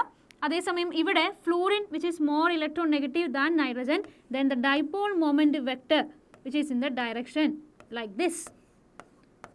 ഓക്കെ, അപ്പോൾ നോക്കിക്കേ, ഇവിടെയുള്ള resultant vector, okay, resultant dipole moment വെക്ടറിൻ്റെ ഡയറക്ഷനും ഇവിടെയുള്ള ലോൺ പെയറിൻ്റെ ഡൈപോൾ മൊമെൻറ്റ് വെക്ടറിൻ്റെ ഡയറക്ഷനും സെയിം ആണ്. ഓക്കെ, അപ്പോൾ NH3യുടെ കേസിൽ എന്തായിരിക്കും? കുറച്ച് കൂടുതൽ പോളാറായിരിക്കും. അപ്പോൾ ഇവിടുത്തെ ഡൈപോൾ മൊമെൻറ്റ് നമുക്ക് കിട്ടുന്നത് 1.46 d/, എന്നൊക്കെ ആയിരിക്കും. ഓക്കെ, അപ്പോൾ അതായത് NF3നെക്കാളും കുറച്ച് കൂടുതലായിരിക്കും NH3യുടെ കേസിൽ. ഇവിടെ എന്ന് പറയുമ്പോൾ എന്താ? ഇവിടുത്തെ ഡയറക്ഷൻ നോക്കിക്കേ, ലോൺ പെയർ കാരണമുള്ള ഡൈപോൾ മൊമെൻറ്റ് വെക്ടറിൻ്റെ ഡയറക്ഷൻ ഇതാണെങ്കിൽ resultant dipole moment vector of each bond dipole എന്ന് പറയുന്നത് അതിൻ്റെ ജസ്റ്റ് ഓപ്പോസിറ്റ് ആയിരിക്കും. ഓക്കെ, അപ്പോൾ ഇവിടെ ക്യാൻസൽ ഔട്ട് ചെയ്യുന്നതല്ല ആക്ച്വലി വരുന്നത്, ഇവിടെ ഒരു സബ്സ്ട്രാക്റ്റീവ് എഫക്റ്റ് ആയിരിക്കും വരിക. സബ്സ്ട്രാക്റ്റീവ് എഫക്റ്റ് ഓഫ് ഡൈപോൾ മൊമെൻ്റ് ആയിരിക്കും. കാരണം എല്ലാം കൂടി കൺസിഡർ ചെയ്യുമ്പോൾ ഇവിടുത്തെ വാല്യൂ എന്ന് പറയുന്നത് ഡൈപോൾ മൊമെൻറ്റിൻ്റെ value which is less than that of NH3. Okay, clear? അപ്പോൾ ഇങ്ങനെയാണ് ഈ ഒരു ക്വസ്റ്റ്യൻ നിങ്ങൾ ആൻസർ ചെയ്യേണ്ടത്. ഇവിടെ രണ്ടിൻ്റെയും ജോമെട്രി സെയിം ആണ്, രണ്ടും പോളാർ ആയിട്ടുള്ള മോളിക്യൂളുമാണ്. Okay, next one. See, NF3, the orbital dipole due to lone pair is in the opposite direction with the resultant dipole moment of the NF bond. Okay, അതേസമയം NH3യുടെ കേസിൽ the orbital dipole due to the lone pair is in the same direction with the resultant dipole moment of the NH bonds. Okay, you have to draw the structures also. Okay, geometry കൂടി നിങ്ങൾ അവിടെ mention ചെയ്യണം. Okay, 25th question. Arrange the following in decreasing order of plus I effect. Okay, ഇവിടെ കുറച്ച് chemical species തന്നിട്ടുണ്ട്. എന്താ ചെയ്യേണ്ടത്? അതിനെ പ്ലസ് ഐ എഫക്റ്റിൻ്റെ ഡിക്രീസിങ് ഓർഡറിൽ അറേഞ്ച് ചെയ്യണം. ഓക്കെ, എന്താ പ്ലസ് ഐ എഫക്റ്റ് എന്ന് പറഞ്ഞാൽ? നമുക്കറിയാം ഇൻഡക്റ്റീവ് എഫക്റ്റ് തന്നെ ഇലക്ട്രോൺ ഡൊണേറ്റിംഗ് ഗ്രൂപ്പ് പ്രസൻ്റ് ആയിട്ടുള്ളപ്പോൾ സംഭവിക്കുന്ന എഫക്റ്റിനെയാണ് എന്താ പ്ലസ് ഐ എഫക്റ്റ് എന്ന് പറഞ്ഞാൽ. ഓക്കെ, അപ്പോൾ പ്ലസ് ഐ എഫക്റ്റ് കാണിക്കണമെങ്കിൽ അവിടെ ഇലക്ട്രോൺ ഡൊണേറ്റിംഗ് ഗ്രൂപ്പ്സ് കാണണം. അപ്പോൾ ഈ തന്നിട്ടുള്ള എല്ലാ സ്പീഷീസിലും ഉള്ളത് ആൽക്കൈൽ ഗ്രൂപ്പുകളാണ്. ആൽക്കൈൽ ഗ്രൂപ്പ് എന്ന് പറഞ്ഞാൽ എന്താ? Electron donating group. അപ്പോൾ ഇലക്ട്രോൺ ഡൊണേറ്റിംഗ് ഗ്രൂപ്പ്സിൻ്റെ എണ്ണം കൂടുന്നതനുസരിച്ചിട്ട് പ്ലസ് ഐ എഫക്റ്റിൻ്റെ ആ ഒരു എഫക്റ്റ് കൂടുതലായിരിക്കും. ഓക്കെ, അപ്പോൾ ഇവിടെ ഏറ്റവും കുറവ് ആൽക്കൈൽ ഗ്രൂപ്പ് ഉള്ളത് എവിടെയാണ്? ഫസ്റ്റ് കേസ് അല്ലേ, CH3. ഓക്കെ, രണ്ടാമത്തെ കേസ് എടുക്കുമ്പോൾ അത് ടെറിഷറി ആണ്. ടെറിഷറി ഗ്രൂപ്പാണ്. അവിടെ 3 ആൽക്കൈൽ ഗ്രൂപ്പുകളുണ്ട്. ദെൻ ഈ കേസ് എടുക്കുമ്പോൾ അവിടെ 2 ആൽക്കൈൽ ഗ്രൂപ്പ്സ് ആണുള്ളത്. അപ്പോൾ ഇവിടെ പ്ലസ് ഐ എഫക്റ്റ് ഇതിനേക്കാളും കുറവായിരിക്കും. ദെൻ ഈ ഒരു കേസ് എടുക്കുമ്പോൾ അവിടെ എന്താ CH3 CH2 ആണ് ഉള്ളത്. ഓക്കെ, അപ്പോൾ ഇവിടെ ഏറ്റവും കുറവ് പ്ലസ് ഐ എഫക്റ്റ് കാണിക്കുന്നത് CH3 ആയിരിക്കും.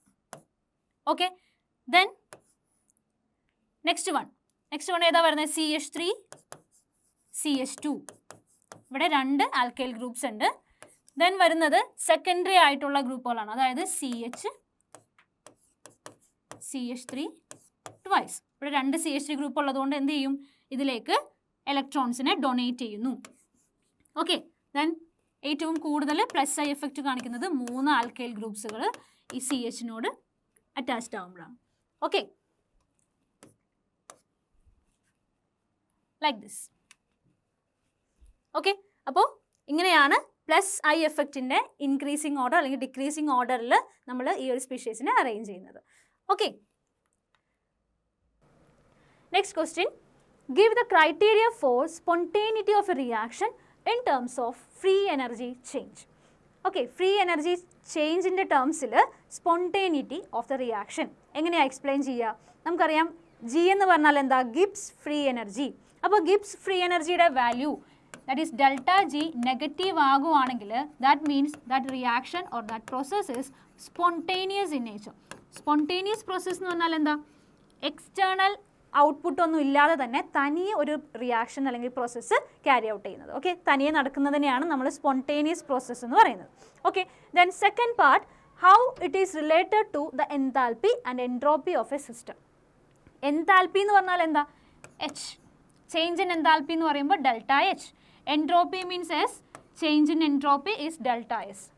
Okay, delta G equal to delta H minus T delta S. ഇങ്ങനെ ഒരു റിലേഷൻ നമ്മൾ പഠിച്ചിട്ടുണ്ട്. ഓക്കെ, ഇതാണ് Gibbs equation, Gibbs free energy equation എന്നാണ് നമ്മൾ ഇതിനെ പറയാം. ഓക്കെ, അപ്പോൾ 2 പാർട്ട് നമ്മൾ ആൻസർ ചെയ്ത് കഴിഞ്ഞു. Then third one, what happens to the entropy during the following changes. 2 changes തന്നിട്ടുണ്ട്, 2 കണ്ടീഷൻസ് തന്നിട്ടുണ്ട്. ഇവിടെ എൻട്രോപ്പിക്ക് എന്തായിരിക്കും സംഭവിക്കുക?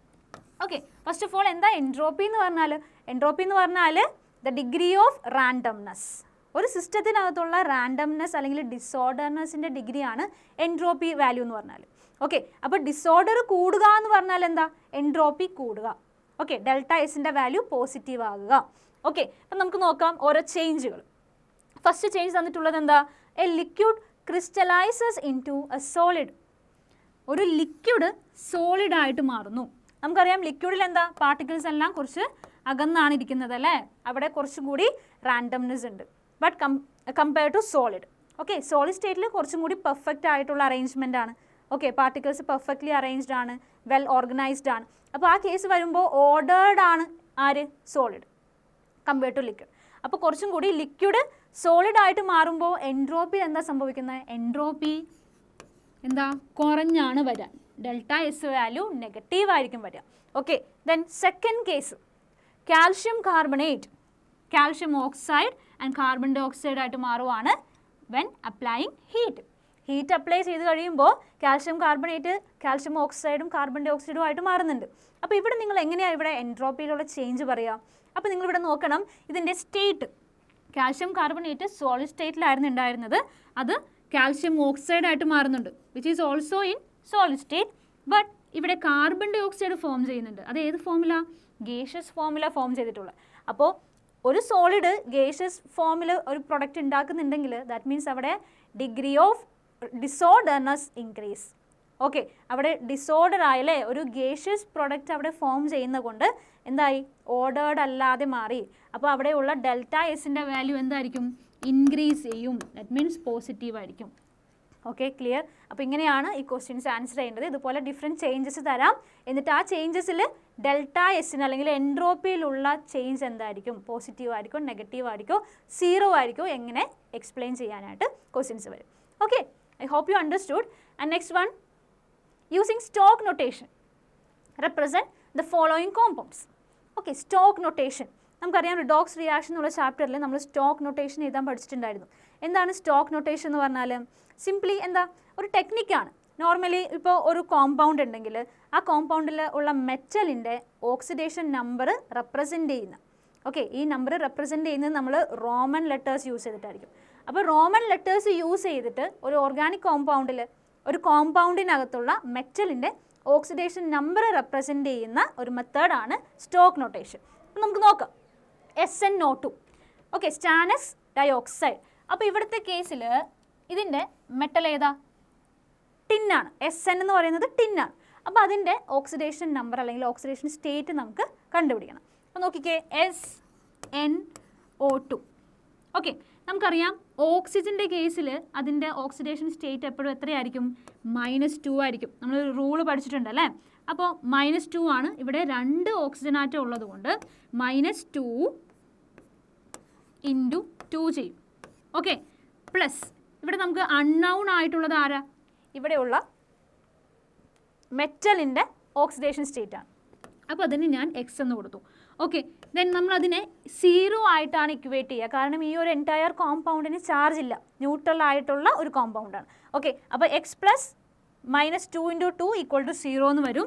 So we have to calculate what is the value for X here.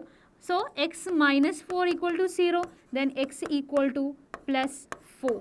Okay, അപ്പോൾ ഇതിൻ്റെ സ്റ്റോക്ക് നൊട്ടേഷൻ എങ്ങനെ എഴുതുന്നത് നോക്കിക്കോ. ടിൻ, ഞാൻ പറഞ്ഞു ഓക്സിഡേഷൻ സ്റ്റേറ്റ് നമ്മൾ റോമൻ ലെറ്റേഴ്സിലാണ് എഴുതാം. Tin 4 oxide. Okay, simple. Secondly Cr2O3. ഓക്കെ, Cr2O3യുടെ കേസ് നമുക്കൊന്ന് ഡിസ്കസ് ചെയ്യാം. അപ്പോൾ ഇവിടെയും ക്രോമിയത്തിൻ്റെ ഓക്സിഡേഷൻ നമ്പറാണ് നമ്മളിവിടെ കണ്ടുപിടിക്കേണ്ടത്. Cr2O3. ഇവിടെ ഓക്സിജൻ്റെ -2 ആണ്. അങ്ങനെ 3 ഓക്സിജൻ ആറ്റംസ് ഉണ്ട്. ദെൻ ഇവിടെ ക്രോമിയമാണ് നമുക്ക് കണ്ടുപിടിക്കേണ്ടത്. അൺനൗൺ ആയിട്ടുള്ളത് നമ്മൾ X എന്ന് കൊടുത്തു. അങ്ങനെ 2 ക്രോമിയം ആറ്റം ഉള്ളതുകൊണ്ട് 2X എന്ന് കൊടുക്കുന്നു. Okay, 2X + -2 × 3 = 0. Here is also this compound is neutral. Okay, then 2X - 6 = 0. Then 2X = 6 and X = +3. അപ്പോൾ ഇതിൻ്റെ സ്റ്റോക്ക് നൊട്ടേഷൻ നമ്മൾ എങ്ങനെ എഴുതാം? Chromium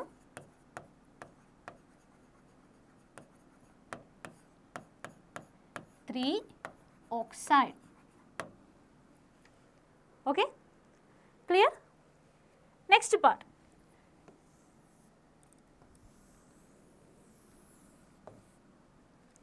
See, in the reaction 2Cu2O plus 2Cu2S gives 2Cu plus SO2. Okay, ഒരു reaction നിങ്ങൾക്ക് തന്നിട്ടുണ്ട്. We have to identify the following. The substance get oxidized, the substance get reduced, and which is the oxidizing agent and which is the reducing agent here. Okay, അപ്പോൾ ഇതിനകത്ത് oxidation നടക്കുന്നത് ആർക്കാണ്, reduction നടക്കുന്നത് ആർക്കാണെന്നൊക്കെ നമുക്ക് കണ്ടുപിടിക്കണമെങ്കിൽ എന്താ ആദ്യം ചെയ്യേണ്ടത്? ഇവിടെ എല്ലായിടത്തും ഓരോ ആറ്റത്തിൻ്റെയും ഓക്സിഡേഷൻ സ്റ്റേറ്റ് കണ്ടുപിടിക്കണം അല്ലേ? നമുക്ക് നോക്കാം. ഫസ്റ്റ് വൺ Cu2O ആണ്. ഓക്സിജൻ്റെ കേസിൽ എന്താ? -2 ആണല്ലേ. ഒരു ഓക്സിജൻ ഉള്ളത് കൊണ്ട് -2 മാത്രം കൊടുത്താൽ മതി. ഇവിടെ കോപ്പറിൻ്റെ ആണ് നമ്മൾ കണ്ടുപിടിക്കേണ്ടതെങ്കിൽ കോപ്പറിന് X എന്ന് കൊടുക്കണം. ഇവിടെ 2 കോപ്പർ ഉള്ളതുകൊണ്ട് 2X. Okay, 2X - 2 = 0. അപ്പോൾ എക്സിൻ്റെ വാല്യൂ നമുക്ക് എത്രയായിരിക്കും കിട്ടുക? എങ്ങനെയായിരിക്കും വരുന്നത്? 2X = 2, then X = 1. ഓക്കെ, അപ്പോൾ കോപ്പറിൻ്റെ കേസിൽ +1 ആണ് ഓക്സിഡേഷൻ സ്റ്റേറ്റ് കിട്ടുന്നത്. ഓക്കെ, അതേസമയം ഓക്സിജൻ്റെ കേസിൽ -2. ദെൻ Cu2S കേസ് എടുക്കുമ്പോഴോ ഇവിടെ കോപ്പറിൻ്റെ കേസ് സൾഫറിന് നമ്മൾ എപ്പോഴും കൊടുക്കുന്നത് -1 ആയിരിക്കും. ഓക്കെ, അതേസമയം കോപ്പറിൻ്റെ എങ്ങനെ കണ്ടുപിടിക്കാം? സെയിം മെത്തേഡ് അല്ലേ? 2X - 1 = 0. Then 2X = +1, X =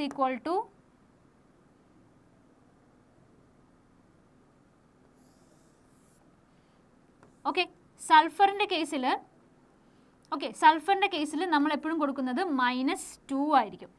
okay, അപ്പോൾ ഇവിടെ കോപ്പറിൻ്റെ ഓക്സിഡേഷൻ സ്റ്റേറ്റ് കാൽക്കുലേറ്റ് ചെയ്യണമെങ്കിൽ എന്ത് ചെയ്യണം? 2X - 2 = 0, then 2X = 2 and X = 1. അപ്പോൾ ഇവിടെയും +1 എന്ന് തന്നെയാണ് കിട്ടുക. ദെൻ അതേസമയം ഈ ഒരു ഭാഗത്ത് വരുമ്പോൾ ഇവിടെ കോപ്പർ എലമെൻ്റൽ സ്റ്റേറ്റിലാണ് വന്നിട്ടുള്ളത്. അപ്പോൾ എലമെൻ്റൽ സ്റ്റേറ്റിലാണ് ഒരു ആറ്റം ഇരിക്കുന്നതെങ്കിൽ അവിടെ ഓക്സിഡേഷൻ സ്റ്റേറ്റ് എപ്പോഴും എത്രയായിരിക്കും? 0 ആയിരിക്കും. എലമെൻ്റൽ സ്റ്റേറ്റിലും അൺകമ്പൈൻഡ് സ്റ്റേറ്റിലും. ഓക്കെ, അടുത്ത കേസ് SO2യുടെ കേസ് പറയുവാണെങ്കിൽ ഇവിടെ ഓക്സിജൻ്റെ -2 ആണ്. അങ്ങനെ 2 എണ്ണം ഉണ്ടല്ലേ? -2 × 2 എന്ന് വരും. അപ്പോൾ എത്ര വരും? -2 × 2X. Okay, = 0. then x minus 4 equal to 0, x equal to plus 4. Okay, അപ്പോൾ നെക്സ്റ്റ് സ്റ്റെപ്പ് എന്ന് പറയുന്നത് ഇവിടെ ആർക്കാണ് ഓക്സിഡേഷൻ നടക്കുന്നത്, ആർക്കാണ് റിഡക്ഷൻ നടക്കുന്നത്. ഓക്കെ, നമുക്ക് നോക്കാം. ഇവിടെ ഓക്സിഡേഷൻ സ്റ്റേറ്റ് ഓഫ് കോപ്പർ +1 ആയിരുന്നു, അത് എന്തിലേക്ക് മാറിയിട്ടുണ്ട്, 0യിലേക്ക് കൺവേർട്ടായി. ഓക്കെ, ചേഞ്ച് ആയിട്ടുണ്ട്. ദാറ്റ് മീൻസ് ഇവിടെ നടക്കുന്നത് എന്ത് റിയാക്ഷൻ ആയിരിക്കും, +1ൽ നിന്ന് 0യിലേക്ക് മാറുക. That means oxidation number decreases. Oxidation number decrease ചെയ്യുന്ന പ്രോസസ്സിനെ പറയുന്ന പേര് റിഡക്ഷൻ. ഓക്കെ, അപ്പോൾ ഓക്സിഡേഷൻ നടക്കുന്നത് ഏത് പ്രോസസ്സിലായിരിക്കും നോക്കാം നമുക്ക്. ഇവിടെ നോക്ക്, സൾഫറിൻ്റെ കേസ് ഇവിടെ -2 ആയിരുന്നു, ഇവിടെ അത് +4ലേക്ക് മാറി. ഓക്കെ, -2ൽ നിന്ന് +4ലേക്കുള്ള ചേഞ്ച്, അതായത് oxidation number increases. Okay, here. അപ്പോൾ അവിടെ എന്ത് റിയാക്ഷനാണ് നടക്കുന്നത്, ഓക്സിഡേഷൻ.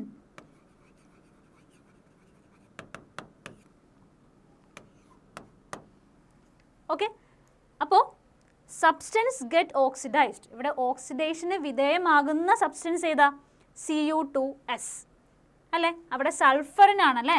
അപ്പം ഒന്നെങ്കിൽ Cu2s എന്ന് എഴുതാം. ഓക്കെ, അതേസമയം substance get reduced, here Cu2O or you can say copper.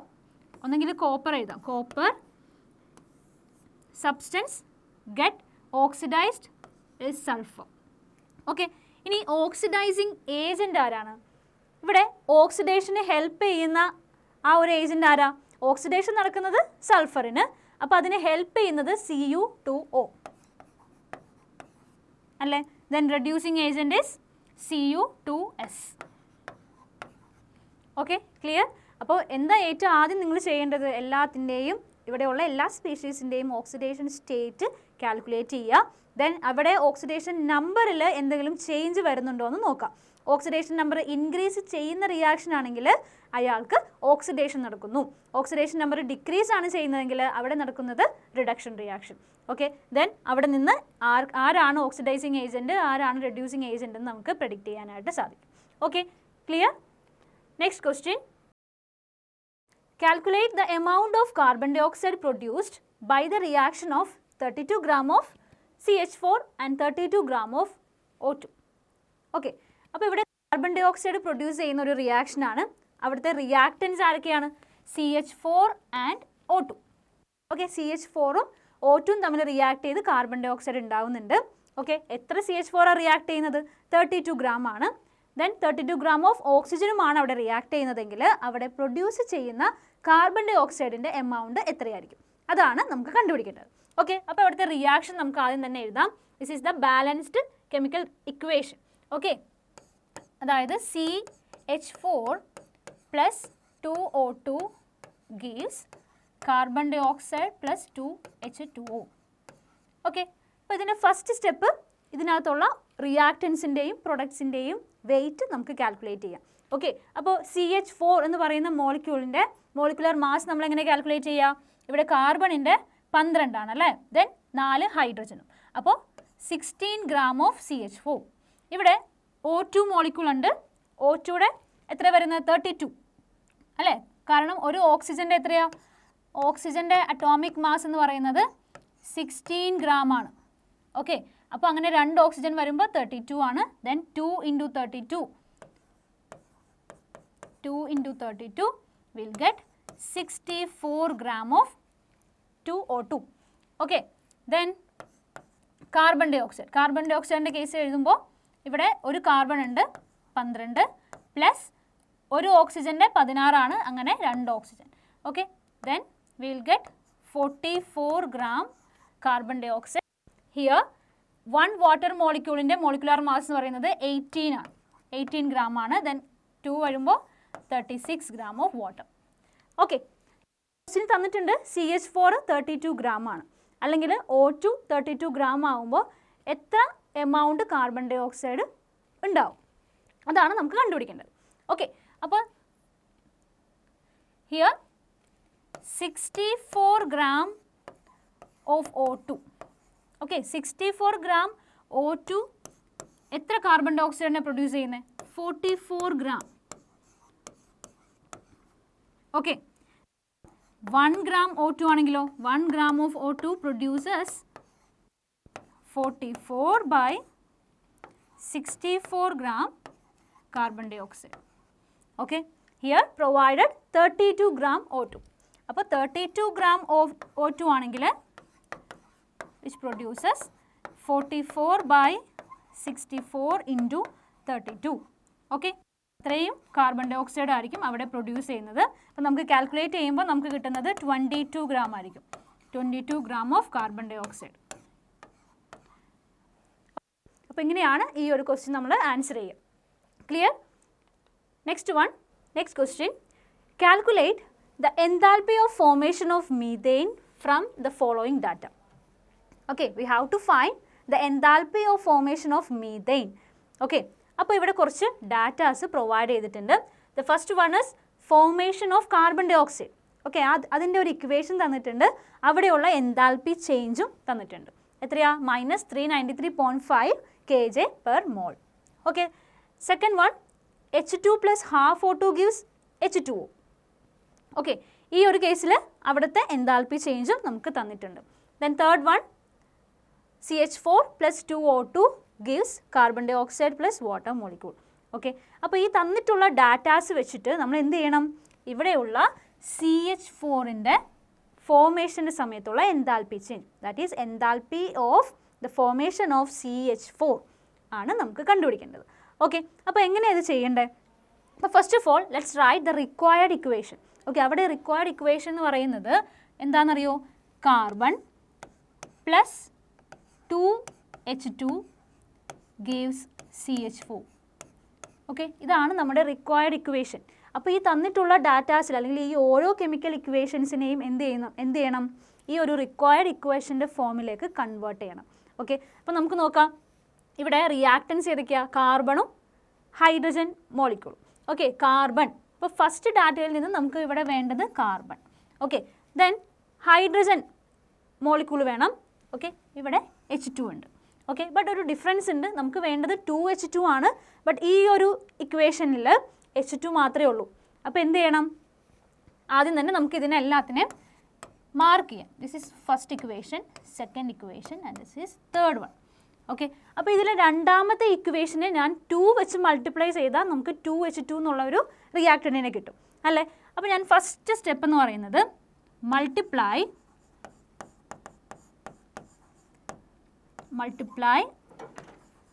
Equation 2 വിത്ത് 2 എന്ന് പറയുന്ന നമ്പർ വെച്ചിട്ട് ഇക്വേഷൻ 2നെ മൾട്ടിപ്ലൈ ചെയ്യാം. ഓക്കെ, നമുക്ക് നോക്കാം. അപ്പോൾ എങ്ങനെ ഇക്വേഷൻ മാറും? 2H2 plus half O2 already അവിടെ ഉണ്ട്. ദെൻ 2/2 എന്നാവും അല്ലേ? അപ്പോൾ 1O2 gives H2O, 2H2O. Okay, ഈ ഒരു ഫോമിലേക്ക് നമുക്ക് കിട്ടി. ഇനി അടുത്ത സ്റ്റെപ്പ് എന്താണെന്നറിയോ? ഈ ഒരു ഇക്വേഷനെ ഫസ്റ്റ് ഇക്വേഷനുമായിട്ട് ആഡ് ചെയ്യാം. Okay, then adding this equation with first one, ഒന്നാമത്തെ ഇക്വേഷനായിട്ട് ആഡ് ചെയ്യാൻ വേണ്ടി പോവാണ്. അപ്പോൾ എന്താ സംഭവിക്കുന്നത് നോക്കാം. അപ്പോൾ 2H2 നോക്കാം, C plus O2 plus 2H2 plus O2. Okay, അപ്പോൾ റിയാക്റ്റൻസ് എല്ലാം ഒരു സൈഡിൽ എഴുതി ദെൻ ആരോ മാർക്ക് ഇടാം. Next one. ഓക്കെ, ഇവിടെ ഒരു okay, next one CO2 plus 2H2O. Okay, ഈ ഇക്വേഷനെ നമുക്ക് ഫോർത്ത് ഇക്വേഷനായിട്ട് മാർക്ക് ചെയ്യാം. This is equation number 4. Okay, ഇനി അടുത്ത സ്റ്റെപ്പ് എന്താണെന്നറിയോ? ഈ ഇക്വേഷനെ നമ്മൾ മൂന്നാമത്തെ ഇക്വേഷൻ, ഓക്കെ, ഈ ഇക്വേഷനിൽ നിന്ന് മൂന്നാമത്തെ ഇക്വേഷൻ മൈനസ് ചെയ്യുക. ഓക്കെ, എന്നാലല്ലേ നമുക്ക് CH4നെ ഈ ഒരു ഇക്വേഷൻ്റെ കൂടെ തന്നെ കിട്ടുള്ളൂ. ഓക്കെ, അപ്പോൾ നെക്സ്റ്റ് സ്റ്റെപ്പ് എന്ന് പറഞ്ഞാൽ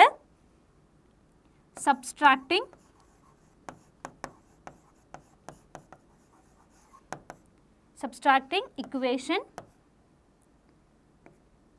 3 from 4. നാലാമത്തെ നിന്ന് മൂന്നാമത്തെ ഇക്വേഷൻ സബ്സ്ട്രാക്ട് ചെയ്യുക. ഓക്കെ, അപ്പോൾ എങ്ങനെയായിരിക്കും മാറാൻ പോകുന്നത് നോക്കാം. C plus O2 plus 2H2 plus O2. Okay, subtract ആണ് ചെയ്യുന്നത്. Then minus CH4, then minus 2O2 gives CO2 plus 2H2O, then minus CO2 minus 2H2O. Okay, അപ്പോൾ ഇവിടെ നമുക്ക് ക്യാൻസൽ ഔട്ട് ചെയ്യാൻ പറ്റുന്ന സ്പീഷീസിനേക്ക് നമുക്ക് മാറ്റാം. നോക്ക്, C പ്ലസ് O2, ഇവിടെയും O2 ഉണ്ടല്ലേ, that means C plus 2O2. Okay, then 2H2 minus CH4 minus 2O2. Okay, right സൈഡിൽ ഇത് മുഴുവനും ക്യാൻസൽ ഔട്ട് ചെയ്യും. ദെൻ അവിടെ 0 ആയിരിക്കും ആൻസർ വരിക. ഓക്കെ, ദെൻ ഇവിടെ 2O2ൽ നിന്ന് ഈ 2O2 മൈനസ് ചെയ്താലും നമുക്ക് 0 ആയിരിക്കും വരുന്നത്. അപ്പോൾ അതും നമുക്ക് അവിടെ നിന്ന് എലിമിനേറ്റ് ചെയ്യാം. ഓക്കെ, അപ്പോൾ നമ്മുടെ ഇക്വേഷൻ എങ്ങനെയാണ് ഫൈനൽ ഇക്വേഷൻ വന്നേക്കുന്നത്? C plus 2H2 minus CH4. Okay, ഇപ്പം നമ്മൾ ഈ ഇക്വേഷനിൽ എന്തൊക്കെ ചേഞ്ച് ആണോ വരുത്തിയത്? ഓക്കെ, എന്താ ആദ്യം ചെയ്തത്? ഇക്വേഷൻ 2നെ 2 വെച്ച് മൾട്ടിപ്ലൈ ചെയ്തു. ദെൻ അതിനെ ഇക്വേഷൻ 1നോട് ആഡ് ചെയ്തു. ദെൻ ആ ആഡ് ചെയ്ത അല്ലെങ്കിൽ ആ സമ്മിൽ നിന്ന് നാലാമത്തെ ഇക്വേഷൻ എന്ത് ചെയ്തു? ആ ആഡ് ചെയ്തത് മൂന്നാമത്തെ നിന്ന് മൈനസ് ചെയ്തു. ഓക്കെ, അപ്പോൾ ഇതുപോലെ തന്നെ നമ്മൾ അവിടെയുള്ള എൻതാൽപ്പി ചേഞ്ചിനും അപ്ലൈ ചെയ്യണം. ഓക്കെ, നമുക്ക് നോക്കാം. ആദ്യം ചെയ്തത് എന്തായിരുന്നു? രണ്ടാമത്തെ ഇക്വേഷനെ 2 വെച്ചിട്ട് മൾട്ടിപ്ലൈ ചെയ്തു. ഓക്കെ, അപ്പോൾ ഇവിടെ നടക്കുന്ന ചേഞ്ച് എന്തായിരിക്കും? 285.8 കിലോ ജൂൾ പെർ മോളിനെ ഞാൻ ആദ്യം 2 വെച്ചിട്ട് മൾട്ടിപ്ലൈ ചെയ്തു. Okay, then which is added വിത്ത് 1.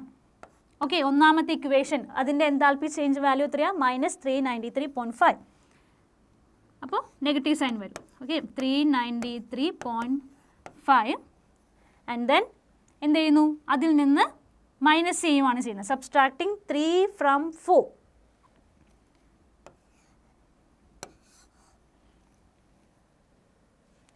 എന്ന് പറയുമ്പോൾ മൈനസ് 890.4. ഓക്കെ, ഇതെല്ലാം സബ്സ്ട്രാക്ട് ചെയ്യും. ആഡ് ഒക്കെ ചെയ്ത് കഴിയുമ്പോൾ നമുക്ക് കിട്ടുന്നത് മൈനസ് 74.7 ആയിരിക്കും കിട്ടുക, kilo joule per mole. Okay, അപ്പോൾ ഈ ഇക്വേഷൻ നമുക്ക് കിട്ടുന്നത് എന്താ? C പ്ലസ് 2H2 മൈനസ് CH4ൻ്റെ വാല്യൂ. ഓക്കെ, അപ്പോൾ നമുക്ക് റിക്വയർഡ് ഇക്വേഷൻ ഏത് ഫോമിലാണ് വരേണ്ടത്? C പ്ലസ് 2H2 പ്രൊഡക്റ്റിൻ്റെ സൈഡിൽ വേണം CH4. ഓക്കെ, അപ്പോൾ അവിടുത്തെ ഡെൽറ്റ എച്ചിൻ്റെ വാല്യൂ എന്ത് തന്നെയായിരിക്കും? ഡെൽറ്റ എച്ചിന് ചേഞ്ച് വരുന്നില്ല അല്ലേ? 74.7 ആയിരിക്കും വരിക, kilo joule per mole. Okay, അപ്പോൾ നമുക്ക് റിക്വയർഡ് ഇക്വേഷൻ്റെ ഫോമിലേക്ക് നമുക്ക് പ്രൊവൈഡ് ചെയ്ത ഡാറ്റാസ് വെച്ച് നമ്മൾ കംപ്ലീറ്റ് ചെയ്തു.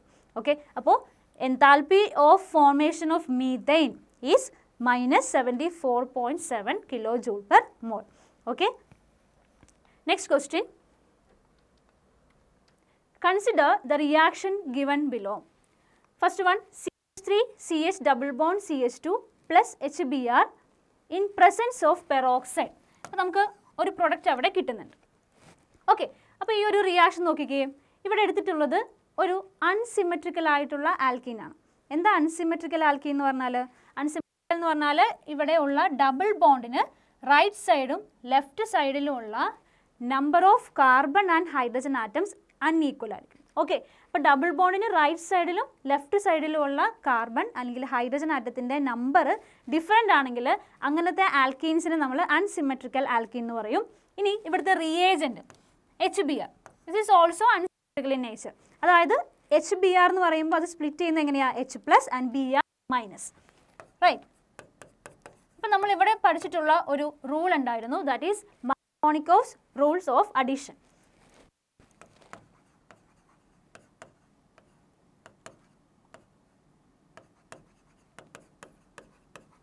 മാർക്കോസ് റൂൾ എന്തായിരുന്നു ഈ റൂളിൽ നമ്മൾ പഠിച്ചത്?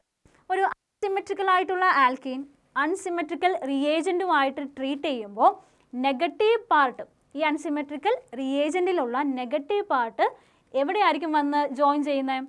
The carbon atom containing lesser number of hydrogen atom. അപ്പോൾ ഈ Br മൈനസ് വന്ന് ജോയിൻ ചെയ്യുന്നത് ഈ കാർബണിലായിരിക്കും. H പ്ലസ് വന്ന് അറ്റാക്ക് ചെയ്യുന്നത് ഈ കാർബണിലായിരിക്കും. ഓക്കെ, എന്തുകൊണ്ടാണ്? കാരണം according to Markovnikov's rule we know that when an unsymmetrical reagent is treated with an unsymmetrical,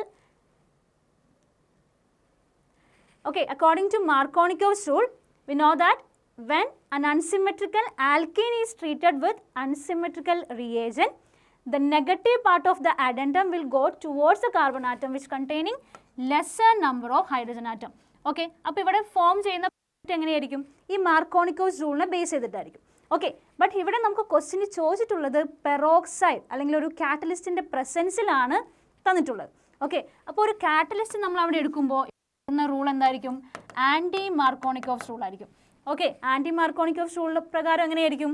ഇവിടെ ഈ Br- വന്ന് അറ്റാച്ച്ഡ് ആവുന്നത് carbon atom containing higher number of hydrogen atom. Okay, അപ്പോൾ ഇവിടുത്തെ മേജർ പ്രോഡക്റ്റ് എങ്ങനെയാണ് എഴുതുക? CH3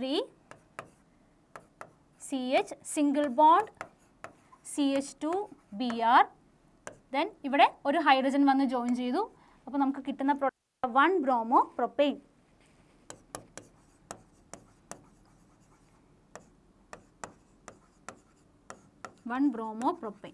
okay, 1 bromopropane form ചെയ്യാനുള്ള reason എന്താ? According to anti Markovnikov's rule. അപ്പോൾ ഈ ഒരു എഫക്റ്റിനെ വേറെ പേര് നമ്മൾ പറയാറുണ്ട്, ദാറ്റ് ഈസ് പെറോക്സൈഡ് എഫക്റ്റ് അല്ലെങ്കിൽ Kharasch effect. Okay, clear? Then first question എന്ന് പറയുന്നത് identify the product X. X എന്ന് പറയുന്ന പ്രോഡക്റ്റ് എന്താ? 1 bromopropane. And name the റിയാക്ഷൻ്റെ നെയിമും അവിടെ നിങ്ങൾ എഴുതാം. Second part, give the chemical equation for the conversion of hexane to benzene. ഹെക്സെയിനിനെ ബെൻസീനാക്കി മാറ്റുന്ന ആ ഒരു പ്രോസസ്സ് ഏതാണ്? The name of the process. Okay, അപ്പോൾ ഇവിടെ നമ്മൾ ചെയ്യുന്നത് എന്താ? നോർമൽ ഹെക്സെയിൻ ആണ് എടുക്കുന്നത്. നോർമൽ ഹെക്സെയിൻ എന്ന് പറയുമ്പോൾ നമുക്കറിയാം പാരന്റ് ചെയിനിൽ 6 കാർബൺ ആറ്റം. ഓക്കെ, അപ്പോൾ നിങ്ങൾക്ക് നോർമൽ സ്ട്രെയിറ്റ് ചെയിൻ ആയിട്ട് എഴുതാം, അല്ലെങ്കിൽ ഒരു സർക്കിൾ പോലെ എഴുതാം. 1 2 3 4 and 7. This reaction is known as aromatization.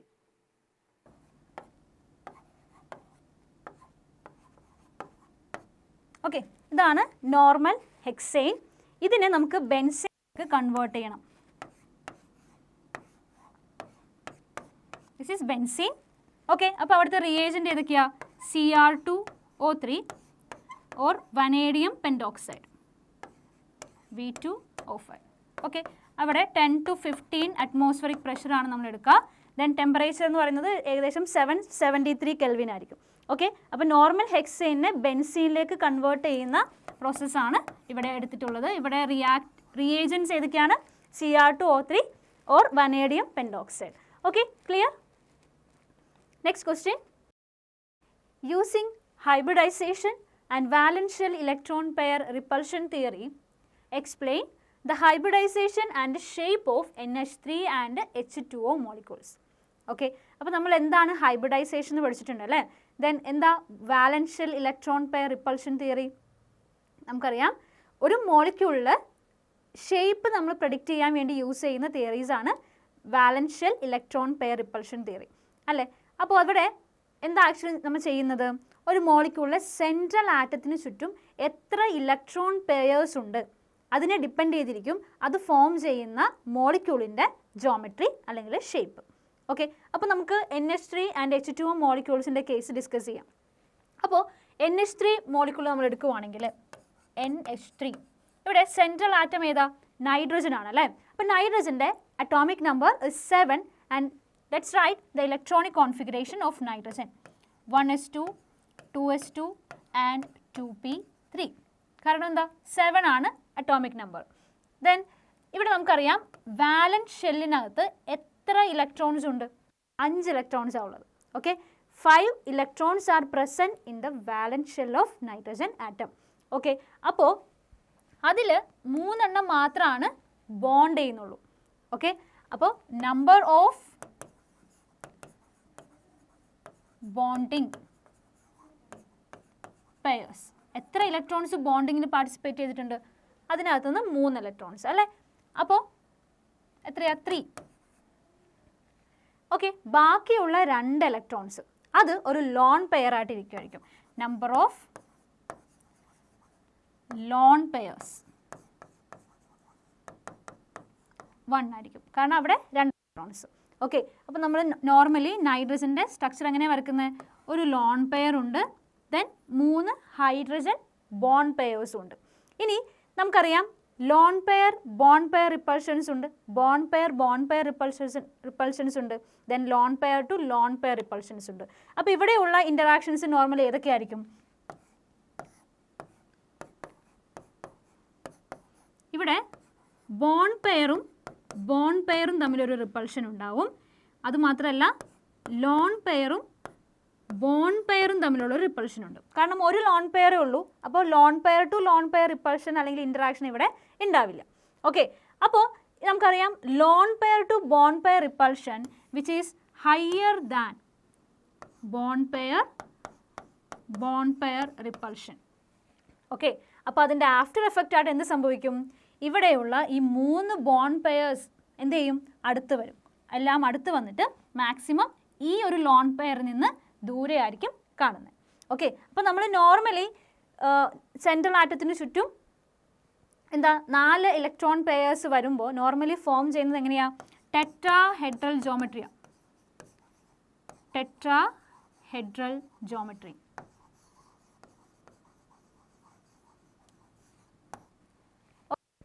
But നൈട്രജൻ്റെ കേസിൽ ഒരു ലോൺ പെയറും 3 ബോണ്ട് പെയേഴ്സുമാണ് ഉള്ളത്.